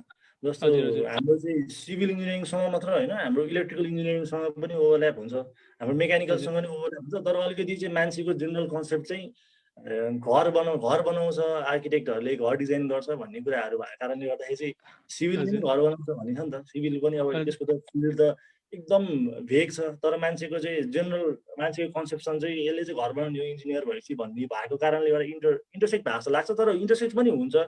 तर बेसिक चाहिँ सिभिल र आर्किटेक्ट चाहिँ कस्तो हुन्छ भन्दाखेरि अब प्लानिङ को फेजमा काम गर्ने त्यसको चाहिँ प्लान बनाउने त्यसको चाहिँ एउटा एस्थेटिकल्ली कस्तो देखिन्छ होइन स्पेसको चाहिँ ओरिएन्टेसन के गर्ने भन्ने कुरामा आर्किटेक्टले काम गर्छ भने त्यसको ओभरअल चाहिँ स्ट्रक्चरल कम्पोनेन्ट चाहिँ स्ट्रक्चरल डिजाइन चाहिँ कसरी गर्ने त्यसलाई चाहिँ कसरी चाहिँ अब बलियो बनाउने भन्ने कुरा स्ट्रक्चरले हेर्छ। अब त्यसमा फेरि अब त्यसको चाहिँ इलेक्ट्रिकल डिजाइन त्यो रुमहरूको इल्युमिनेसनहरू कति हुनुपर्छ होइन। अब त्यसको चाहिँ इलेक्ट्रिकल चाहिँ डिस्ट्रिब्युसन कस्तो हुनुपर्छ भन्ने इलेक्ट्रिकल इन्जिनियरले हेर्ने हो। हिटिङ भेन्टिलेसन एयर कन्डिसनिङ कस्तो हुनुपर्छ भन्ने मेकानिकलले हेर्ने भयो होइन। ओभरअल अब सबै कुरा चाहिँ इन्टर रिलेटेडै छ। अब त्यसमा चाहिँ अब त्यस अब ओभरल्याप भनेर चाहिँ भन्न मिल्दैन। अब भइरहेछ अब त इन्टररिलेटेड छ भनौँ, एउटा इन्जिनियरलाई अर्को इन्जिनियरको आवश्यक पर्छ होइन, पक्कै पनि आवश्यक पर्छ। अब सबैजना मिलेर गर्नुपर्ने हुन्छ। त्यसमा चाहिँ अब कहिलेकाहीँ चाहिँ अब एउटा काम अरूले पनि अब गरिरहेको पनि देखिया छ होइन छन त। हजुर। तर एउटा इन्जिनियरिङ प्रोजेक्ट सफल हुन चाहिँ सबैजनाको चाहिँ इन्कर्पोरेसन चाहिँ मोस्ट इम्पोर्टेन्ट हो। हजुर ठिक छ। अब यहाँ एउटा अर्को सोधिरहने प्रश्नतिर म जान लागेँ। यो इन्जिनियरिङमा अब भनौँ न प्लेसमेन्ट पाउनको लागि मार्क्सको इम्पोर्टेन्स के कस्तो छ? लाइक अब मार्क्स ड्रिभन भएर पढ्ने कि अलिकति नलेज ड्रिभन भएर आफ्नो प्यासन जे छ अब पछि जेमा मेजर गर्न आँटेको छ होइन हो त्यसरी जाँदा ठिक होला कि अथवा होइन मार्क्सलाई नै इम्पोर्टेन्स दिएर चाहिँ त्यतातिर जाँदा के कस्तो गर्दा ठिक होला? अनि यसो अब यो कुरा चाहिँ यसको चाहिँ अब ठ्याक्कै एब्सोल्युट यही हुन्छ भनेर चाहिँ भन्न सक्दिनँ होइन। तर मार्क्स मात्र चाहिँ महत्त्वपूर्ण छ भन्ने छैन। तर मार्क्स राम्रो हुनु नराम्रो त होइन होइन। तर भनेको त यसो हो अब सकेसम्म अब मार्क्सतिर फोकस हुनु पर्यो। मेन कुरा त अब कन्सेप्ट बुझ्नु पर्यो होइन। अब त्यो ओभरअल एजुकेसनले के दिन खोजेको छ आफूले चाहिँ के लिन खोजेको त्यो बुझेर पढ्नु पर्यो। तर त्यो सँगसँगै अब मार्क्स ल्याउन अब जुन चाहिँ अब एकाडेमिक सिस्टममा हामी छौँ जुन किसिमको परीक्षा प्रणाली छ होइन त्यसमा बसेर मार्क्स ल्याउन सकिन्छ भने त दुःख गरेर ल्याउनु पर्यो। सकिँदैन भने पनि अब त्यो चाहिँ ठुलो कुरा त होइन। तर मार्क्स ल्याउनु राम्रो चाहिँ हो होइन। अब त अलिक फर्दर अब जब अपर्च्युनिटीको कुरामा नि अब कतिपय ठाउँहरूमा चाहिँ पर्सेन्टेजहरूको चाहिँ अब थ्रेसोल्ड राखिएका हुन्छ होइन। जस्तो अब फरेन अपर्च्युनिटीहरूमा नि कति ठाउँमा चाहिँ अब मिनिमम 70% भनेर चाहिँ अब त्यो क्वालिफिकेसन क्राइटेरियामा चाहिँ राखेको कारणले गर्दाखेरि चाहिँ अब सकभर चाहिँ ल्याउनु कोसिस गरौँ। तर अब मार्क्स यदि चाहिँ पढ्दै गर्दा आउँदैन भने त्यो ठुलो कुरा चाहिँ होइन। किनकि अब तपाईँको स्किल तपाईँले कुन लेभलमा डेभलप गर्नु भएको छ तपाईँको अब त्यो स्किल भन्दै गर्दा इन्जिनियरिङ स्किल मात्रै होइन तपाईँको भोकेसनल स्किल तपाईँको चाहिँ पर्फर्मेन्स स्किल तपाईँको चाहिँ सफ्ट स्किल्स अब सोसियल बिहेभियर सबै कुरा हेर्ने कारणले गर्दाखेरि चाहिँ होइन। अब यो 4 वर्ष मेरो चाहिँ अब सजेसन यदि कोही इन्जिनियरिङमा छिर गर्नुहुन्छ भने अब आफ्नो डिग्री एकाडेमिक डिग्री मात्र होइन कि यो 4 वर्ष ब्याचलर्स जुन आफ्नो पढाइमा चाहिँ आफ्नो सबै सर्वाङ्गीण विकासका लागि चाहिँ अब दुःख गरौँ भन्ने चाहिँ कुरा हो। तर त्यसमा चाहिँ मार्क्स पनि एउटा चाहिँ क्राइटेरिया हो। तर त्यो पूर्ण क्राइटेरिया छैन। हजुर पक्कै पनि मार्क्स भनेको अब यदि रिसर्च गर्नु पर्यो भने चाहिँ सायद त्यसको इम्पोर्टेन्स अब फरेनतिर जानु पर्यो होइन। लाइक अब मास्टर्स डिग्रीको लागि चाहिँ फरेन कलेजहरूमा अथवा त्यस्तोतिर पर्स्यु गर्नु पर्यो जिआरई जिम्याटहरू दिएर चाहिँ जानु पर्यो भने त्यस्तो केसमा चाहिँ इम्पोर्टेन्स हुनसक्छ। तर यदि आफैले केही स्टार्टअप गर्ने हो भने चाहिँ सायद त्यसको त्यति ठुलो महत्त्व नपर्ला भन्नुहुन्छ होइन? हजुर त्यो अब त्यसले चाहिँ अब एउटा चाहिँ एम्बेलिसमेन्ट हुन्छ नि एउटा थप चाहिँ एडिसनल भ्यालु देला होइन। तर त्यो चाहिँ एब्सोल्युट त्यो मार्क्समै डिपेन्डेन्ट भएर चाहिँ अरू अपर्च्युनिटी पाउने भन्ने चाहिँ हुँदैन। तर त्यसले तपाईँलाई चाहिँ त्यो ल्याउँदै गर्दाखेरि तपाईँलाई राम्रो हुन्छ भन्ने कुरा हो। हजुर हजुर मैले अब यहाँ अर्को एउटा सोधिरहने प्रश्नतिर म जान चाहेँ।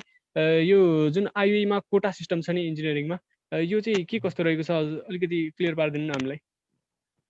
अब आइयुईमा अब विभिन्न तरिकाको चाहिँ कोटाहरू छ होइन। अब जब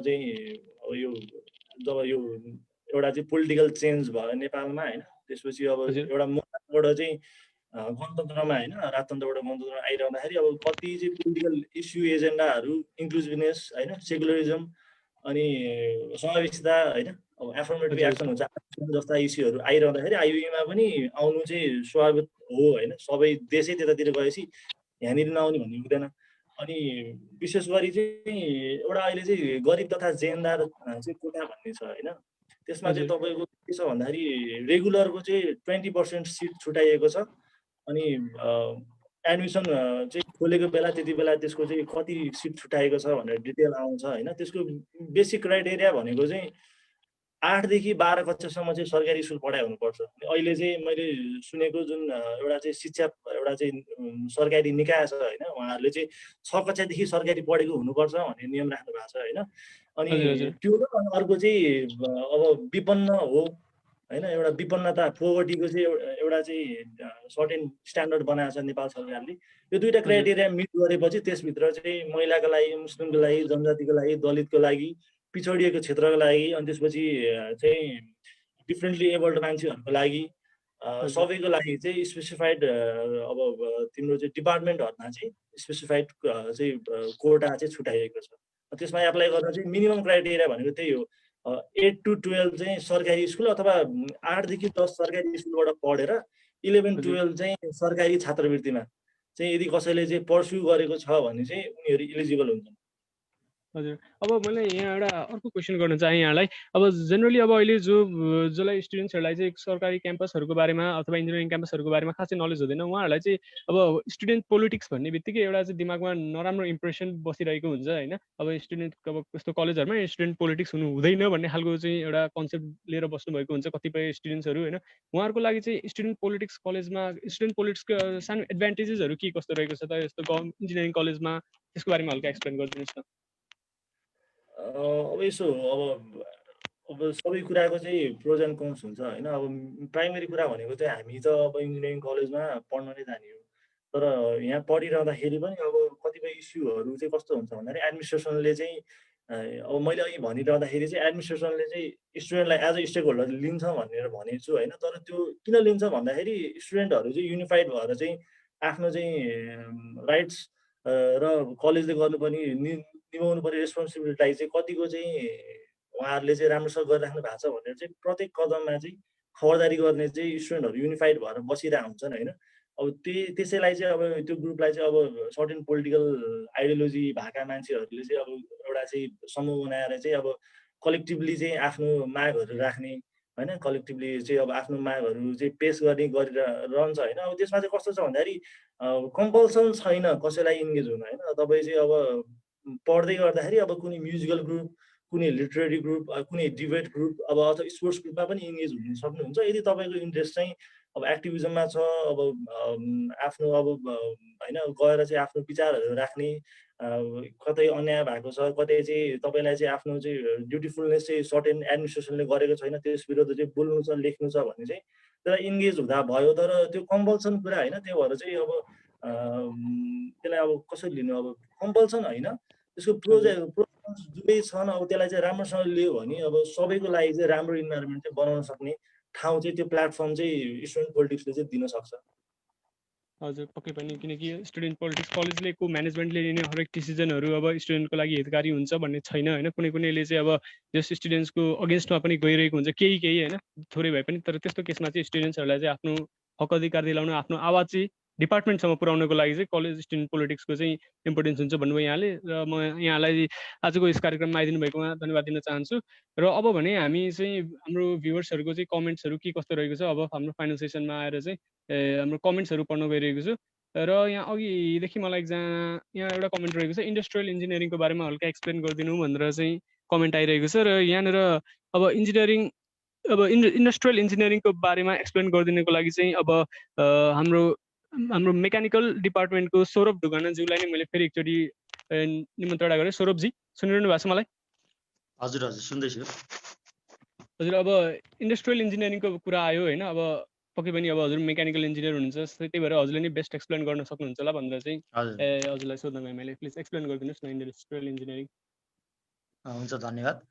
यो इन्डस्ट्रियल इन्जिनियरिङ चाहिँ के छ भने नेपालमा चाहिँ अलिकति थोरै छ यसको सिट होइन अनि प्लस यसको र मेकानिकल इन्जिनियरिङ चाहिँ म्याक्सिमम कोर्सहरू चाहिँ मिल्न जान्छ है र अरू कुरा चाहिँ के भन्दाखेरि अब इन्डस्ट्रियलले चाहिँ बढी फोकस केमा हुन्छ भने अब इन्डस्ट्रियल प्रोसेसेसहरू नै हुने भयो मेन कुरा त होइन इन्डस्ट्रियल प्रोसेसेसहरू भयो र मेकानिकलको चाहिँ मेकानिकल र इन्डस्ट्रियलको डिफ्रेन्स हेर्दाखेरि चाहिँ ओभरअलमा हेर्ने भने के देखिन्छ भने मेकानिकल चाहिँ एउटा ओभरअल कोर्स भयो इन्डस्ट्रियलको पनि बेसिक कन्सेप्टहरू चाहिँ मेकानिकलमा पाउन सकिन्छ होइन प्लस अरू के भन्दाखेरि मेकानिकलको चाहिँ धेरै डिजाइनिङतिर अब यता हाइड्रो पावरतिर जाने भयो भने इन्डस्ट्रियल इन्जिनियरिङको चाहिँ मोरओभर अब अलिकति बढी फोकस चाहिँ इन्डस्ट्रियल म्यानुफ्याक्चरिङ प्रोसेस भयो प्लस इन्डस्ट्रियलको मेन्टेनेन्सहरू भयो त्यतातिर बढी फोकस्ड हुन्छ इन्डस्ट्रियल इन्जिनियरिङको चाहिँ। हजुर यसको स्कोप हजुर कस्तो देख्नुहुन्छ लाइक अब जब नेपालमा इन्डस्ट्रीहरू अब त्यति मात्रामा जुन रूपमा हुनुपर्ने हो होइन त्यति मात्रामा अलिक छैन त छैन त्यही भएर पनि सायद कोटा यसको अलिकति कमै होला नेपालमा भन्दा पनि सायद फरेनमा यसको बेसी अपर्च्युनिटिज देख्नुहुन्छ कि के कसो छ? फरेनमा त कुरा गर्दै नगर्दा नि हुन्छ होइन फरेनमा त लगभग हामीले यहाँ पढ्ने जति लगभग सबै इन्जिनियरिङको स्कोप अलिक बढी नै हुन्छ नेपालभन्दा जति पनि नेपालमा अपर्च्युनिटी क्रिएट भइरहेछ भने पनि फरेनमा अलिक बढी नै हुन्छ अभियसली हो नेपाल किनभने अहिले अलिक ग्रोइङ फेजमा छ ग्रोइङ फेजमा भएको कारणले सबै सेक्टरहरू चाहिँ ग्रो भइरहेछ त्यसमा केही भन्नु नपर्ला है तर पनि नेपालमा चाहिँ अब के छ भने कोर्सहरू डिजाइन गर्दा मलाई के लाग्छ भने धेरै चाहिँ अब नेपालमा कतिको स्कोप छ त्यसको भनेर नै डिजाइन गरिएको हुन्छ होइन नेपालमा चाहिँ अलिक कम भएको कारणले यसको सिट पनि अलिक कमै छ र इन्डस्ट्रियल इन्जिनियरिङको चाहिँ अब केही मात्रामा इन्डस्ट्रीहरू चाहिँ छन् यहाँ नेपालमा चाहिँ इन्डस्ट्रियल इन्जिनियरिङका विद्यार्थीहरूलाई जब दिने प्लस अर्को के भने नेपाल चाहिँ अब त्यही हो अब डेभलपिङ कन्ट्री हो यसलाई नेपाललाई चाहिँ इन्डस्ट्रीको धेरै खाँचो छ प्लस इन्डस्ट्री रिलेटेड कम्पनीहरू प्लस अब अरू कुनै अब केही आफूले स्टार्टअप गर्न चाहनुहुन्छ भने यसको पनि धेरै खाँचो छ त्यही भएर आफूले स्टार्टअप गर्दा पनि यसको चाहिँ स्कोप चाहिँ म चाहिँ देख्छु नेपालमा चाहिँ हजुर अब अर्को एउटा हाम्रो जुन रहेको छ एरोस्पेस इन्जिनियरिङ रहेको छ हैन यसको बारे पनि थोरै केही बताइदिनुस् न एरोस्पेसको यसको के छ अपर्चुनिटिजहरु एरोस्पेस चाहिँ यो चाहिँ रिसेन्टली आएको नयाँ कोर्स भयो पुल्चोक क्याम्पसमा है नेपालको लागि चाहिँ एउटा भनौँ न एक तरिकाले चाहिँ फिल्ड चाहिँ पुरानो भए पनि तर पढाइको हिसाबले हेर्दाखेरि चाहिँ नयाँ फिल्ड भयो एरोस्पेस र मेकानिकल चाहिँ अहिले जुलाईदेखि चाहिँ मर्ज भएर एउटै डिपार्टमेन्ट अन्तर्गत पढाइ हुन्छ है मेकानिकल एन्ड एरोस्पेस इन्जिनियरिङ भनेर डिपार्टमेन्टको नाम पनि चेन्ज भइसकेको छ र एरोस्पेसमा चाहिँ मोरओभर फोकस चाहिँ यसलाई चाहिँ मैले कसरी हेर्छु भने मोरओभर फोकस चाहिँ यो चाहिँ एरोस्पेसको फिल्ड अन्तर्गत अब नेपालमा चाहिँ धेरै एरोस्पेसको फिल्डमा त्यस्तो अब म्यानुफ्याक्चरिङ अब डिजाइनिङै हुने भन्ने त छैन तर पनि एरोस्पेस चाहिँ एकदम ग्रोइङ फिल्ड भएको कारणले नेपालमा अब इन्टरनेसनल एयरपोर्टहरू पनि बनिरहेछ होइन मोरओभर एरोस्पेसको कोर्सको फोकस चाहिँ केमा रहन्छ भने अब एयरक्राफ्ट डिजाइन भयो होइन डिजाइन अन्तर्गत चाहिँ स्ट्रक्चरल डिजाइन भयो त्यस पछाडि एरोडाइनामिक डिजाइन भयो होइन त्यस्तै एयरक्राफ्ट मेन्टेनेन्सको कुरा भयो त्यस्तै अब मेकानिकलमा पनि पढाइ हुने चाहिँ हामीले बढी चाहिँ फ्लुइड मेकानिक्स पढ्दाखेरि चाहिँ बढी वाटरसँग पढ्छौँ र अलिकति कम चाहिँ अब यता एरोडाइनामिक्सतिर पढ्छौँ होइन तर एरोस्पेसमा चाहिँ अलिक मोरओभर फोकस चाहिँ फ्लुइड मेकानिक्स र प्रोपल्सनतिर हुन जान्छ होइन अनि अर्को कुरा के भन्दाखेरि अब मेकानिकल इन्जिनियरिङ मेटेरियल साइन्स हामीले पढ्छौँ तर एरोस्पेसमा पनि मेटेरियल साइन्स पढाइ हुन्छ यसको चाहिँ बढी फोकस चाहिँ अब एयरक्राफ्टहरूमा युज हुने मेटेरियलहरू कस्तो हुनुपर्छ यसको अब स्ट्रेन्थहरू कति हुनु पर्यो होइन हामीले चाहिँ अब यो एयरक्राफ्ट चाहिँ डिजाइन गर्दाखेरि कस्तो कस्तो मेटेरियल युज गर्न सकिन्छ त्यतातिर त्यो पनि स्टडी हुन्छ एरोस्पेसमा है त्यसरी नै यसको म्यानुफ्याक्चरिङ प्रोसेसहरू बारेमा पनि स्टडी हुने भयो अनि अर्को कुरा भन्दाखेरि चाहिँ जस्तै हुन त एरोस्पेस इन्जिनियरिङ हो तर एरोस्पेसमा यता एयरक्राफ्टतिर चाहिँ एभियोनिक्स भन्छ होइन एभियोनिक्स भनेको चाहिँ अब एयरक्राफ्टमा युज हुने इलेक्ट्रोनिक्स भनौँ न इलेक्ट्रोनिक्स कम्पोनेन्ट्सहरूलाई चाहिँ हामी एभियोनिक्स भन्छौँ होइन यो एभियोनिक्सको पनि एउटा सब्जेक्ट चाहिँ पढाइ हुन्छ यसले गर्दा चाहिँ अब त्यतातिर पनि अलिकति एरोस्पेस इन्जिनियरिङ पढ्ने विद्यार्थीलाई चाहिँ त्यतातिर पनि अलिकति आफ्नो कन्सेप्ट डेभलप गर्नलाई हेल्प गर्छ होइन त्यस्तै गरेर अब एयरक्राफ्ट नेभिगेसन भयो यो यी सब्जेक्टहरूमा चाहिँ यिनीहरू चाहिँ कोर सब्जेक्टहरू भयो होइन अब यी बाहेकका अरू चाहिँ नेपालमा अलिकति स्कोप भएका तर अहिलेसम्म चाहिँ डेभलप नभएका चाहिँ फिल्डहरू भनौँ जस्तै अब युएभी भन्छ होइन अनम्यान्ड एरियल भेहिकल नेपालको चाहिँ जियोग्राफी टोपोलोजिकल स्ट्रक्चर चाहिँ यस्तो छ कि अब कहिले चाहिँ प्लेन चाहिँ हराउने होइन माथि अब हिमालयहरूमा चाहिँ प्लेन हराउने अब काहीँ कुनै टोली गयो भने टोली नै हराउने यो केसहरूमा चाहिँ अथवा अब एग्रिकल्चरल ल्यान्डहरूको लागि चाहिँ युएभीहरू चाहिँ विदेशतिर एक्सेसिभ युज हुने गर्छ क्या तर नेपालमा चाहिँ यसको आवश्यकता छ तर पनि त्यति डेभलप भएको चाहिँ देखिँदैन यो युएभीको पनि एउटा कोर्स चाहिँ छ भनौँ न एरोस्पेसमा यो पनि पढाइ हुन जान्छ होइन यस्तै हो एरोस्पेसको ओभरअल कोर्स स्ट्रक्चर भन्दा चाहिँ होइन तर अब यसरी बुझ्दाखेरि चाहिँ एउटा प्रिलिमिनरी जसरी चाहिँ हामीले अरू इन्जिनियरिङमा चाहिँ बेसिक कन्सेप्चुअल स्टडी गर्छौँ त्यसरी नै एरोस्पेसले पनि एयरक्राफ्ट सम्बन्धी चाहिँ एयरक्राफ्ट स्ट्रक्चर अब यता डाइनामिक सम्बन्धी चाहिँ कन्सेप्चुअल नलेज दिन्छ एरोस इन्जिनियरिङले अब यसको भने अब अहिले चाहिँ हालचाल यति चाहिँ विद्यार्थी चाहिँ अब अहिले त पास आउट पनि भइसक्नु भएको छैन फर्स्ट ब्याच चाहिँ होइन एरोस्पेसको चाहिँ त्यो कारणले गर्दा चाहिँ यहाँ छ यसरी चाहिँ एरोस्पेस इन्जिनियरले चाहिँ अब पास आउट हुने चाहिँ जागिर पाउँछ भन्ने स्थिति चाहिँ छैन तर पनि अब यसलाई चाहिँ नेपाली कन्टेक्स्टमा चाहिँ यसरी स्टडी गरेर हेर्दाखेरि चाहिँ नेपालमा चाहिँ एभिएसनको चाहिँ अलिकति राम्रै तरिकाले चाहिँ डेभलपमेन्ट भइरहेको देख्छु म चाहिँ धेरैवटा एयरपोर्टहरू बन्ने क्रममा पनि छन्। प्लस अहिले चाहिँ एभिएसनलाई चाहिँ अलिकति ट्रान्सपोर्टेसनको रूपमा चाहिँ राम्रै तरिकाले लिइन्छ होइन। त्यही भएर नेपाली एभिएसनलाई चाहिँ स्ट्रेन्थेन गर्नलाई चाहिँ एरोस्पेस इन्जिनियरले चाहिँ आफूले पढेको कुराहरू चाहिँ एप्लाई गर्नुहुन्छ पछि, र नेपाली एभिएसनलाई चाहिँ अलिकति धेरै राम्रो तरिकाले टेवा पुग्छ जस्तो लाग्छ होइन। प्लस अर्को चाहिँ नेपालमा चाहिँ अलिकति एक्सपेक्टेसन नभएको तर विदेशतिर चाहिँ यो एभिएसनको चाहिँ एभिएसन भनौँ एरोस्पेस इन्जिनियरहरूको चाहिँ युज हुने फिल्ड भनेको चाहिँ मैले के देख्छु भन्दाखेरि डिफेन्स पनि हो एउटा है। नेपालमा त अहिले डिफेन्सको खाँचो छैन त्यस्तो जस्तो लाग्छ हामीलाई होइन।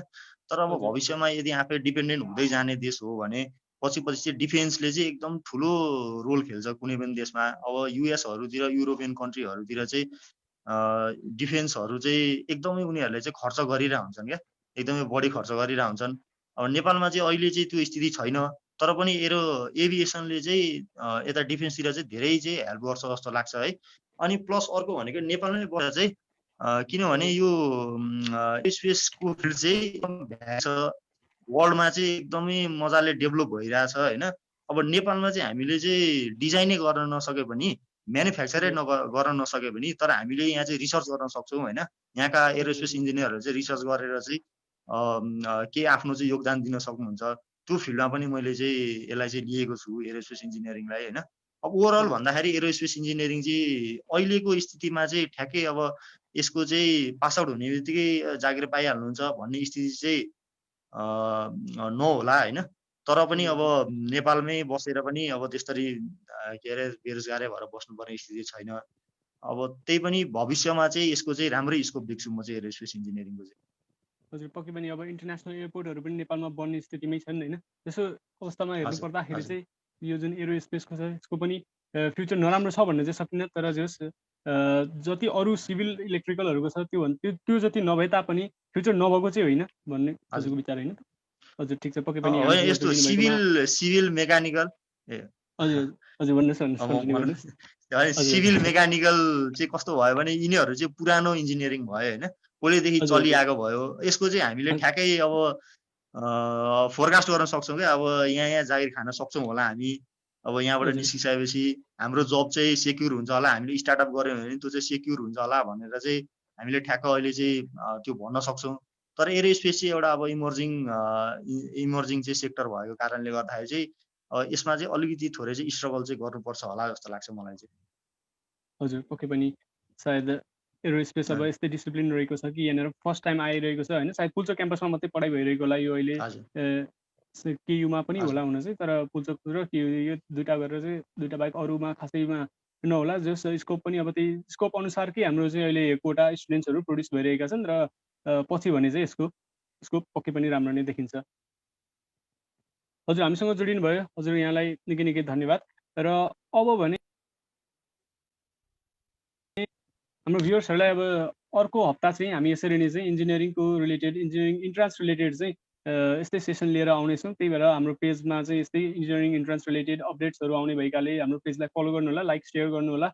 र हामी पछि अबको नेक्स्ट अब आउने टाइममा भनेदेखि चाहिँ हामी तपाईँहरूको चाहिँ यो लकडाउनको अवस्थालाई युटिलाइज गरेर तपाईँहरूको मक टेस्ट पनि लिने विचारमा छौँ र हामीलाई साथ दिनुहुन्छ भन्ने हामीले विश्वास राखेका छौँ। त्यसैले जे जति पनि तपाईँहरूको साथीहरू हुनुहुन्छ त्यो सेयर गर्नुहोस् उहाँलाई हाम्रो पेज। र हामी पक्कै पनि नेक्स्ट विक चाहिँ तपाईँहरूलाई इन्ट्रान्स रिलेटेड क्वेसन्सहरू क्वेरिजहरू तपाईँको जे जस्तो रहेको छ हामी एन्सर गर्ने नै छौँ। आज भने चाहिँ हामी इन्जिनियरिङको बारेमा एन्सर गर्ने विचारमा थियौँ। र अब म एकचोटि फेरि दिपकमल भुषालज्यूलाई निमन्त्रणा गर्न चाहेँ। उहाँलाई एक दुईवटा क्वेसन्सहरू अझै पनि सोध्नु पर्ने रहेको छ। दिपकमलजी सुन्नु भएछ मलाई? हजुर भाइ भन। हजुर दिपकमलजी हजुर तपाईँलाई हजुर हजुर हजुर यहाँलाई मेरो प्रश्न रहेको छ। अहिले धेरै स्टुडेन्ट्सहरूले सोधिरहने प्रश्न भनेको कम्प्युटर इन्जिनियरिङ र सिएसआइटी, यसको मलाई सफ्टवेयर इन्जिनियरिङतिर छिर्नु छ, एप डेभलपमेन्ट अथवा वेबसाइट डेभलपमेन्ट यस्तातिर यदि मलाई जानु छ भनेदेखि म सिएसआइटी गर्ने कि कम्प्युटर इन्जिनियरिङ गर्ने भन्ने क्वेसन चाहिँ निकै पपुलर रहेको छ अहिले। यसलाई प्लिज एन्सर गरिदिनुहोस्।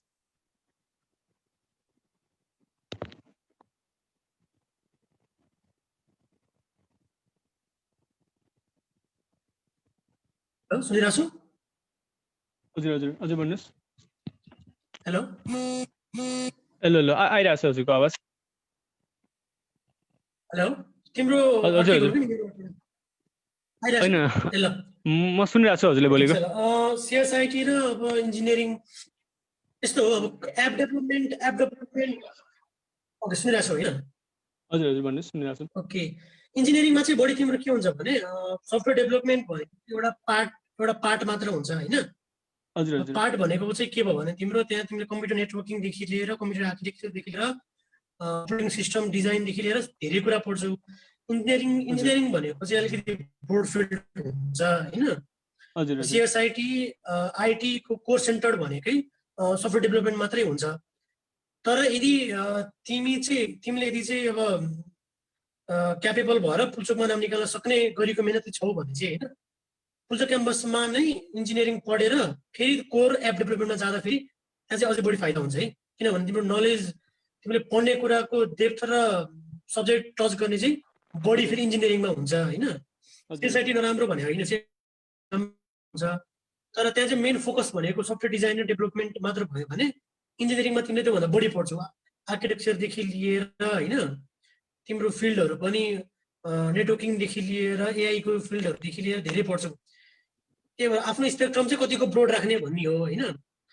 अनि विद्यार्थीहरू मैले हेर्दाखेरि अब 2 वर्षदेखि हाम्रो सिएसआइटीको पनि काम गर्छन् भाइहरू अनि बिई पढेकोहरूले पनि गर्छन् कम्प्युटरको होइन? अनि उनीहरूको फरक भनेको चाहिँ त्यही जुन भने नि अब सिएसआइटीले पढेको चाहिँ एउटा सानो एउटा सर्टेन ल्याङ्ग्वेज पढ्दा रहेछन् अनि त्यो ल्याङ्ग्वेजमै सुरुदेखि नै काम गर्ने भएर उनीहरू चाहिँ एउटा मानव जाभामा काम गरिरहेको भाइ छ भने उसले चाहिँ सिएसआइटी जस्तो पास गर्छ अनि जाभा सेन्ट्रिक भएर प्रोजेक्ट धेरै गरेर ऊ त्यही डेभलपमेन्ट साइकलतिर लाग्दो रहेछ भने कम्प्युटर इन्जिनियरिङतिर पढ्नेले चाहिँ धेरै कुरा पढिसकेका हुन्छ होइन? अनि प्रोजेक्ट पनि तिम्रो 4वटा वर्षमा फरक ल्याङ्ग्वेजमा फरक उसमा टाइपको चाहिँ प्रोजेक्टहरू गरेको हुन्छ अनि जसले गर्दा उसको चाहिँ अप्सन चाहिँ बढी हुन्छ कि हामी लिँदाखेरि चाहिँ अनि जब लिँदाखेरि सुरुमै फिक्स हुन्छ नि त म यही सफ्टवेयर साइकल जान्छु भनेर।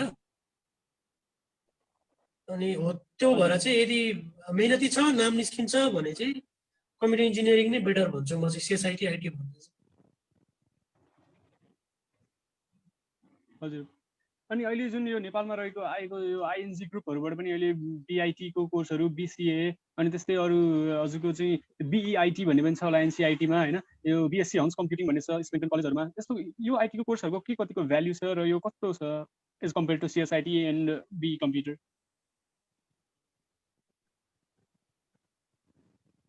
भ्यालु भनेको यस्तो हो तिम्रो मार्केटले मेन पावर खोजेको छ भने भ्यालु भइहाल्यो होइन? यति धेरै थरी किसिमको आइटीको पढाइ सुरु हुनु भनेकै किन भन्दाखेरि तिम्रो मार्केटमा त्यति धेरै डिमान्ड छ भन्न खोजेको त्यसको अर्थ होइन?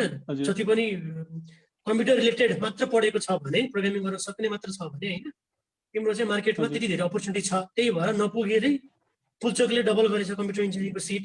त्यसरी तिमीले भनेको जस्तो धेरै थरीको कम्प्युटर र आइटी जोड्ने खाले चाहिँ सब्जेक्टहरू स्ट्रिम पढाइ हुने कारणै खास एप्लिकेसन भएर हो होइन?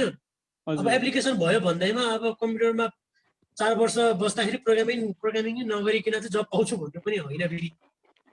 मार्केटमा अभाइलेबिलिटी छ त्यही भएर यति धेरै किसिमको चाहिँ आइटी खुल्यो होइन? अब तिमी तिमी कतिको मेहनती छौ तिमी चाहिँ ग्रुप अफ पिपल को बिचमा गएर सिक्न खोज्छौ होइन? अब तिमी कम्प्युटर पुल्चोकमा आएर कम्प्युटर इन्जिनियरिङ पढ्यो तिमी भन्दा बाँकी 48 जना 47 जना तिमीभन्दा खतरा हुन्छ होइन? अब त्यस्तो फिल्डमा आएर तिमी पढ्नको लागि इच्छा छ कि होइन? एउटा सर्टेन जुन आइटी वाला डिग्रीमा गएर म आफै सेल्फ सिक्छु जब गर्छु भन्ने छ त्यो चाहिँ आफ्नो गोल हुन्छ है? आफ्नो गोलमा भर पर्छ। नराम्रो भन्ने पनि होइन स्कोप छ कम्प्युटर टेक्नोलोजीको सफ्टवेयरको स्कोप छ मार्केटमा त्यही भएर त्यति धेरै खोलिरहेको अहिले चाहिँ। हजुर भनिसके पछाडि ब्याकग्राउन्ड नोइज आइरहेको थियो। हजुर भनिसके पछाडि यदि आफूले चाहिँ कम्पिटिटिभ इन्भाइरोमेन्टमा स्टडी गर्न चाहन्छु र यदि चाहिँ एउटा हुन्छ नि एउटा माहौल त्यस्तै खालको इन्भाइरोमेन्ट एउटा आफूलाई एकदम च्यालेन्जिङ इन्भाइरोमेन्टमा चाहिँ बस्न चाहन्छु भनेदेखि चाहिँ कम्प्युटर इन्जिनियरिङ अथवा पुल्चोक क्याम्पस अथवा यस्तै गभर्मेन्टको आइमा चाहिँ आउन सजेस्ट गर्नुहुन्छ? नभए यदि सेल्फ स्टडी गर्छु म आफै कुनै एउटा सर्टेन एउटा पर्टिकुलर ल्याङ्ग्वेज लिएर चाहिँ यसमा चाहिँ एक्सेल गरेर यसमै चाहिँ अलिक राम्रो गरेर यसैबाट चाहिँ म जान्छु भन्नुहुन्छ भनेदेखि चाहिँ हजुरले चाहिँ अरू आइटीको कोर्सहरू लिन सक्नुहुन्छ भन्नुभयो होइन। अर्को मलाई एउटा क्वेसन आयो लाइक यदि मलाई इन्जिनियरिङ गर्दा गर्दै यदि स्टार्टअप आइडिया आयो भनेदेखि मैले क्विट गर्नु ठिक छ कि छैन?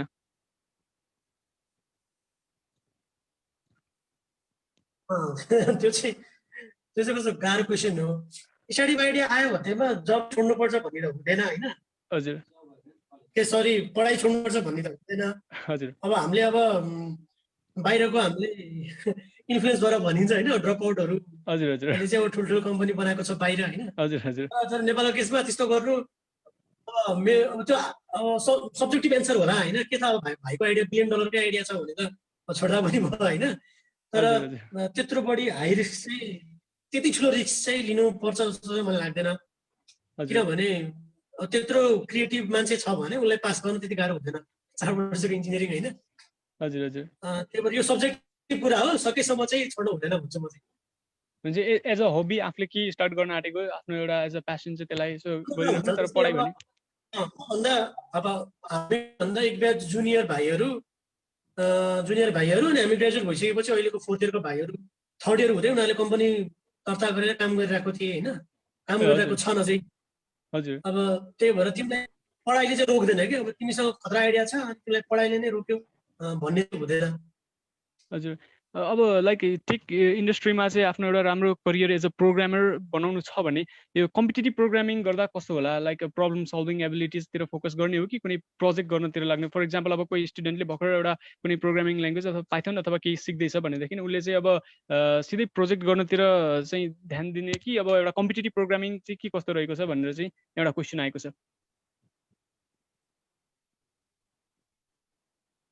यस्तो भयो तिम्रो ल्याङ्ग्वेज भनेको प्लेटफर्म मात्र हो होइन।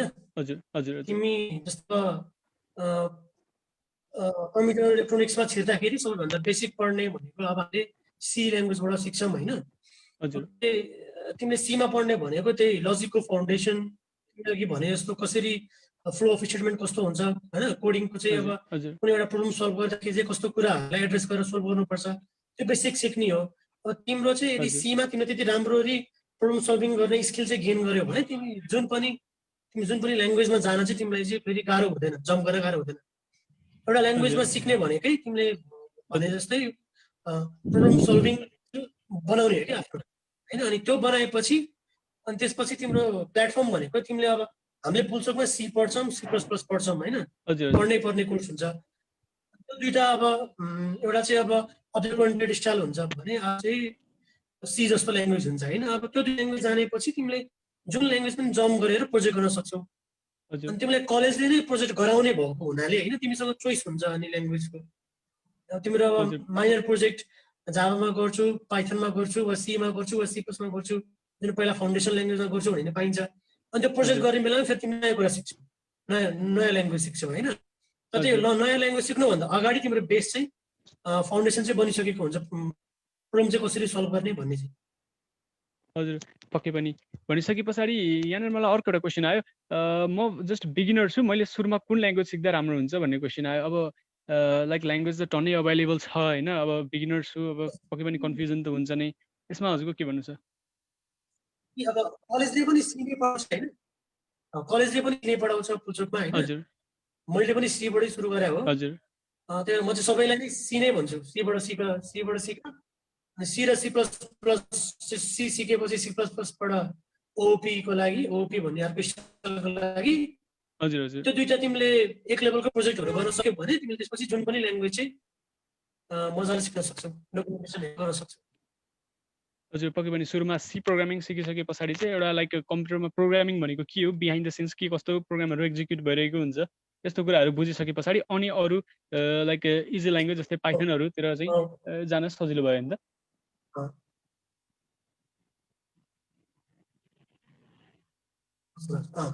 हजुर पक्कै पनि। र अब भने हामी हाम्रो कार्यक्रमको लगभग अन्त्यसम्ममा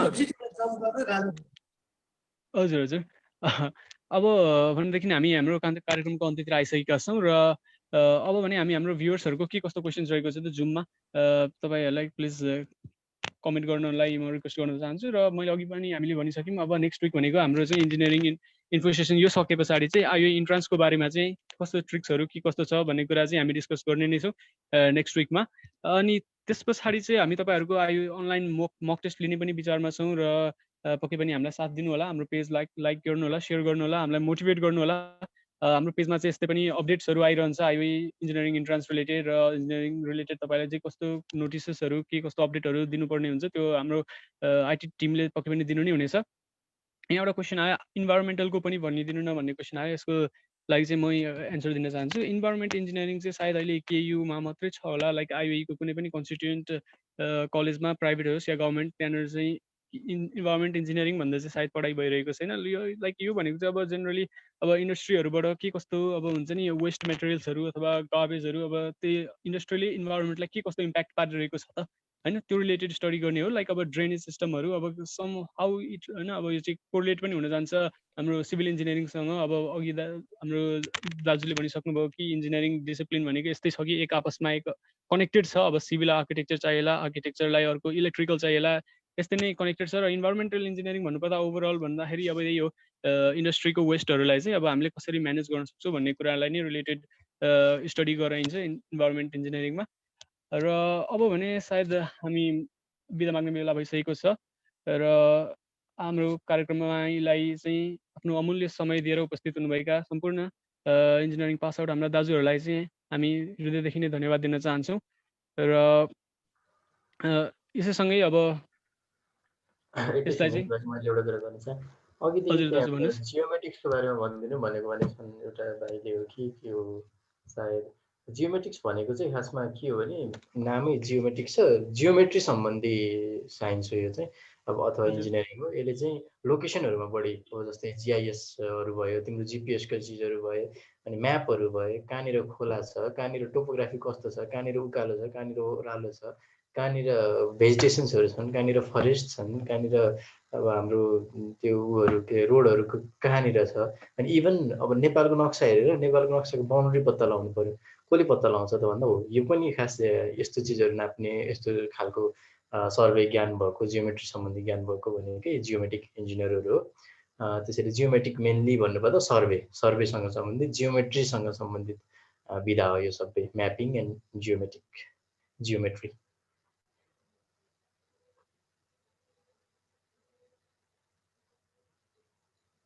जियोमेट्रिक्स भन्ने बित्तिकै लाइक अब जियोमेट्रीसँग रिलेटेड भएको हुनाले नेपालको म्याप अथवा भनौँ कहाँनिर चाहिँ अब भनौँ न लेन्ड टोपोग्राफीसँग रिलेटेड स्टडी गर्ने जसले चाहिँ होइन बााउन्ड्री कहाँ छ मेरो, यो बााउन्ड्री कुन हो, ठुल्ठुला बााउन्ड्रीहरू पत्ता लगाइदिनु पनि जियोमेट्रिक्सले हो।